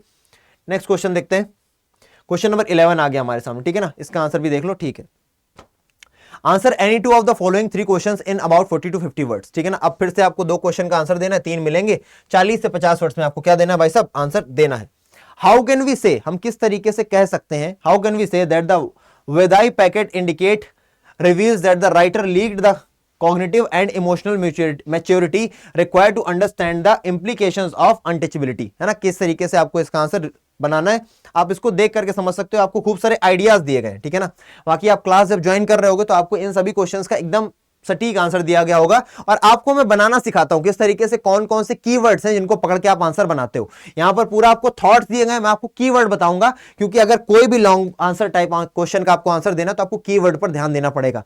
सिर्फ क्वेश्चंस पर ध्यान दो कि क्वेश्चन किस तरीके से पूछे गए, ठीक है ना। बाकी सोल्यूशन आपके सामने दिया गया, आप उसे पढ़ लो और उससे इन्फर करने की कोशिश करो कि आप किस तरीके से आंसर अपने बनाओगे, ठीक है ना। नेक्स्ट क्वेश्चन है, what does the play on the face it, है ना, play on the face of it suggest about the importance of empathy in overcoming prejudice and stereotypes, है ना। आपसे ये थोड़ा सा एनालिटिकल क्वेश्चन पूछ रहा है, बस यही समझ करके चलो कि भैया क्वेश्चन टाइप यहां पर एनालिटिकल है, दैट्स इट। आगे देखते हैं अगला क्वेश्चन हमारे पास क्या आता है। अगला क्वेश्चन हमसे पूछा जा रहा है कि answer the question in the context of the following lines from the enemy, है ना। Stupid you me the see muted fiercely, is this anything but a man, ठीक है ना, and a wonderful helpless man. अब इसका आपको answer देना, explain the superiority Hana is convinced about, ठीक है ना। चलो इन सभी पॉइंट्स के हिसाब से आप आंसर दोगे। अब मुझे पता है क्योंकि आप लोग अभी, खास करके अभी जो लोग भी ये वीडियो देख रहे हैं और अभी इंटर में, वो इन सभी क्वेश्चन को समझ भी नहीं पाए क्योंकि आपको चैप्टर पढ़ाई नहीं गए होंगे। लेकिन आपको परेशान नहीं होना है, जो आपको पढ़ाए गए हैं उसके हिसाब से मैंने आपको दिखा दिया है। एनालिटिकल क्वेश्चंस ज्यादा आ रहे हैं लिटरेचर में, तो अब हम लोग एनालिसिस पर ज्यादा ध्यान देंगे, वैल्यू बेस्ड क्वेश्चन पर ज्यादा ध्यान देंगे इंस्टेड ऑफ फैक्चुअल क्वेश्चन, ठीक है बच्चे। चलो आगे देखते हैं, हमारे पास क्या आ गया। Imagine you are Pablo Neruda the poet of keeping quiet, ठीक है, मान लेते हैं कीपिंग क्वाइट के हम पोएट है। What advice might you offer to the Robert Frost, the poet of a roadside stand, in the context of his complicated emotions? ठीक है ना, क्या आप उनको बताओगे? और साथ ही साथ आपको क्या बोला जा रहा है, the requisite lift of spirit has never been found, और so the voice of the country seems, और ये सब बता दिया। साथ ही साथ आप कैसे, आपको क्या करना है, आपको लिखने को क्या बोल रहे हैं, ये क्वेश्चन देखो कितना बढ़िया तरीके से पूछा गया भैया, लेटर लिखने को बोल रहे हैं, है ना। The poet to keeping quiet, what advice might you offer to the Robert Frost, आप भैया क्या एडवाइस करोगे, ठीक है ना। एडवाइस आपसे पूछ, ज्यादा भारी हो गया ये तो, आप क्या एडवाइस दोगे। You offer to Robert Frost the poet of the roadside stand in the context of the है ना कॉन्फ्लिक्टेड इमोशंस में as displayed in the given lines. आप ये लाइंस पढ़ोगे फिर आप बताओगे, और आपको बता रहे इस तरीके से आप अपना क्वेश्चन शुरू कर सकते हो, ठीक है ना। Dear Robert, I recently read your poem a roadside stand and you may end this way, और यहां से आप आगे बढ़ाओगे अपनी स्टोरी को, ठीक है ना। और किस तरीके से एंड करोगे, you may end this way, I hope this advice is helpful to you, please let me know if there is anything else I can do to support you, warmly Pablo Neruda. Simple है, यहां पर बस आपको अपने thoughts लिखने हैं, ultimately आपको दोनों के बीच में एक बाइंडिंग क्रिएट करने की कोशिश करनी है, ठीक है। आगे आ जाओ भैया, ये आपका पूरा आंसर बन जाएगा, और ये थोड़ा बड़ा रहेगा क्योंकि भैया तुमको 5 नंबर चाहिए तो बड़ा तो लिखना पड़ेगा। दूसरा क्वेश्चन, और मैं आपके पास दूसरा क्वेश्चन आता है, आप इसका भी क्वेश्चन आराम से दे लोगे आंसर, ठीक है। अल्टीमेटली क्वेश्चन का टाइप समझो, और लास्ट आपके पास आता है question number 13, answer any one of the following 2 questions. दोनों क्वेश्चन पढ़ लो बच्चा। क्वेश्चन आपसे किस टाइप के पूछ रहा है, in the story the third level जो स्टोरी है उसमें क्या बोला है, by Jack Finney, Charlie is obsessed with, जो चार्ली है ना भैया, जो 31 साल का है, वो क्या चाहता है भैया, ऑब्सेस्ड है किस चीज को, फाइंडिंग, क्या वो थर्ड लेवल दौड़ने के लिए बहुत ज्यादा पागल हो रखा है थर्ड लेवल को। तो in an attempt to thrash out whether this obsession is good quality or harmful one, Charlie's wife expresses her thoughts in a diary entry। तो चार्ली की वाइफ उसके इस पागलपन के बारे में अपनी डायरी में कुछ लिखना चाहती है और लिख रही है ना। as Louisa, Charlie's wife, write the diary entry। अब भैया तुम उसकी पत्नी बन जाओ, है ना। अब आपको क्या करना पड़ेगा, उसकी जगह पर जाना पड़ेगा और अपने आप को रख करके वहां सोचना पड़ेगा। ये एक बहुत अच्छा लेवल का क्वेश्चन है बेटा। Support response with reference to the story, you may begin with this, और इस तरीके से आप बिगिन कर सकते हो। I have been married to Charlie for few years now, I have always known him to be an intelligent man with an imaginative mind, however his recent obsession with finding the third level has, अब ऐसे करके आप answer बढ़ा दो, है ना। यहां पर आपका आंसर लिखा भी हुआ है कि विद फाइंडिंग द, कहां गया, know him intelligent man with an imaginative mind, however his recent obsession with finding the third level has left me quite worried. अब उसका जो ऑब्सेशन है ना उसको ढूंढने का थर्ड लेवल को, मैं उससे परेशान हो गई हूं। While he talks about it with excitement, जब वो बहुत एक्साइटमेंट से इसकी बात करता है, I can not help wonder if it is a good quality और अ हार्मफुल वन। मैं बस सोच पाती हूँ कि एक अच्छी क्वालिटी है खराब क्वालिटी है। एक तरफ तो Charlie's obsession displays his determination and persistence in achieving his goals, एक तरफ तो मुझे ये पता चलता है कि वो कितना ज्यादा डिटरमाइंड है और कितना ज्यादा क्या है भैया, परसिस्टेंस है अपने गोल्स को पाने के लिए। और दूसरी तरफ it shows that he is willing to go to great lengths, कि वो किसी काम को करने के लिए भैया बहुत हद तक जा सकता है ना। Unravel the mysteries of life, और मिस्ट्रीज ऑफ लाइफ को क्या कर सकता है, रिवील कर सकता है। His imagination and curiosity are admirable, उसकी जो क्यूरियोसिटी और इमेजिनेशन है वो एडमायरेबल क्वालिटीज है। That have always attracted me to the him, जिसने हमेशा उसकी तरफ अट्रैक्ट किया है। हाउएवर, हालांकि उसका obsession has caused him to become detached from reality, लेकिन उसका जो ऑब्सेशन है वो रियलिटी से दूर हो गया। वो थर्ड लेवल एक इमेजिनरी थिंग में पागल हुआ जा रहा है और रियलिटी से बहुत दूर हो गया है, ठीक है। आगे, he is no longer able to differentiate between what is real and what is not। अब वो डिफरेंशिएट नहीं कर पा रहा है कि क्या रियल है और क्या रियल नहीं है। He spends all his time and money searching for a place that may not even exist। वो अपना पूरा टाइम खर्च कर रहा है एक ऐसी जगह को खोजने में जो वाकई में है भी नहीं। This could be harmful not only for himself but also to our family। वो सिर्फ उसके लिए नहीं, हमारी फैमिली के लिए भी ये दिक्कत वाली बात हो सकती है। तो इस तरीके से आप इस क्वेश्चन के आंसर को बढ़ाओगे, खूब लंबा चौड़ा लिख सकते हो, ठीक है ना। आप इसको देख ही रहो। दूसरा क्वेश्चन देखते हैं बच्चे। अ ग्रोथ ऑफ जितकाला सा reflects on the indicate incident about cutting off her long hair and in conflict that she did not do enough to resist and surrender easily. ठीक है, ये क्वेश्चन आपसे पूछा गया है, बाद में आपको बोलेंगे क्या भैया कि आप क्या करो, if she could have tried something as the grown up जिनका सा क्रिएट अ डायरी एंट्री, यहां पर भी डायरी एंट्री, तो भैया डायरी एंट्री आपको लिखना सीखना पड़ेगा और मैं आपको अपनी क्लासेस में फॉर श्योर सिखाऊंगा।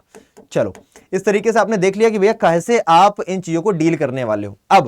अब चूंकि आप लोग अब सीरियस हो गए अपनी पढ़ाई को लेकर के, तो मैं लास्ट में, मैंने शुरुआत से नहीं कहा कि आप लोग शेयर करो लाइक करो, लेकिन अब मैं आपके मतलब की बात बताने जा रहा हूं कि अगर आप लोग वाकई में सीरियस हो अपनी पढ़ाई को लेकर के, तो बेटा आप जितनी जल्दी हो सके इग्नाइट बैच को ज्वाइन कर लो। आप जाओ अड्डा 24/7 की साइट को खोलोगे, वहां पर आपको ये ऑल कोर्सेज का पॉइंट दिखेगा। ऑल कोर्सेज जब आपको दिख जाए उस पर क्लिक करोगे तो आपको क्या आ जाएगा, यहां पर स्कूल K-12, उस पर क्लिक करने के बाद आपको आना है CBSE बोर्ड क्लास 12th पर।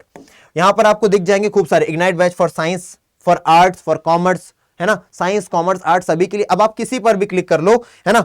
अब आपको यहां पर दिखेगा क्या, यहां पर आपको दिखेगा इसकी कितने चार्ज है भैया, 2,999, बोले तो 3,000, लेकिन आपको क्या 3,000 देने हैं? नहीं, आपको 3,000 देने नहीं है बेटा। अगर आप ये कोड लगाते हो S743, ये मैक्सिमम डिस्काउंट आपको देता है, ठीक है ना। अभी कल ही परसों 2-3 बच्चों ने एनरोल किया इसमें और दे आर वेरी हैप्पी कि हाँ अब यहां पर अलग लेवल पे हमारी तैयारी कराई जा रही है S743, क्योंकि जो एग्जाम है ना वो लगातार बदल रहा है बेटा, हर साल कुछ अपने आप में नया लेकर के आ रहा है। तो अगर आप ये लगाते हो S743 तो आप मैक्सिमम डिस्काउंट पाते हो।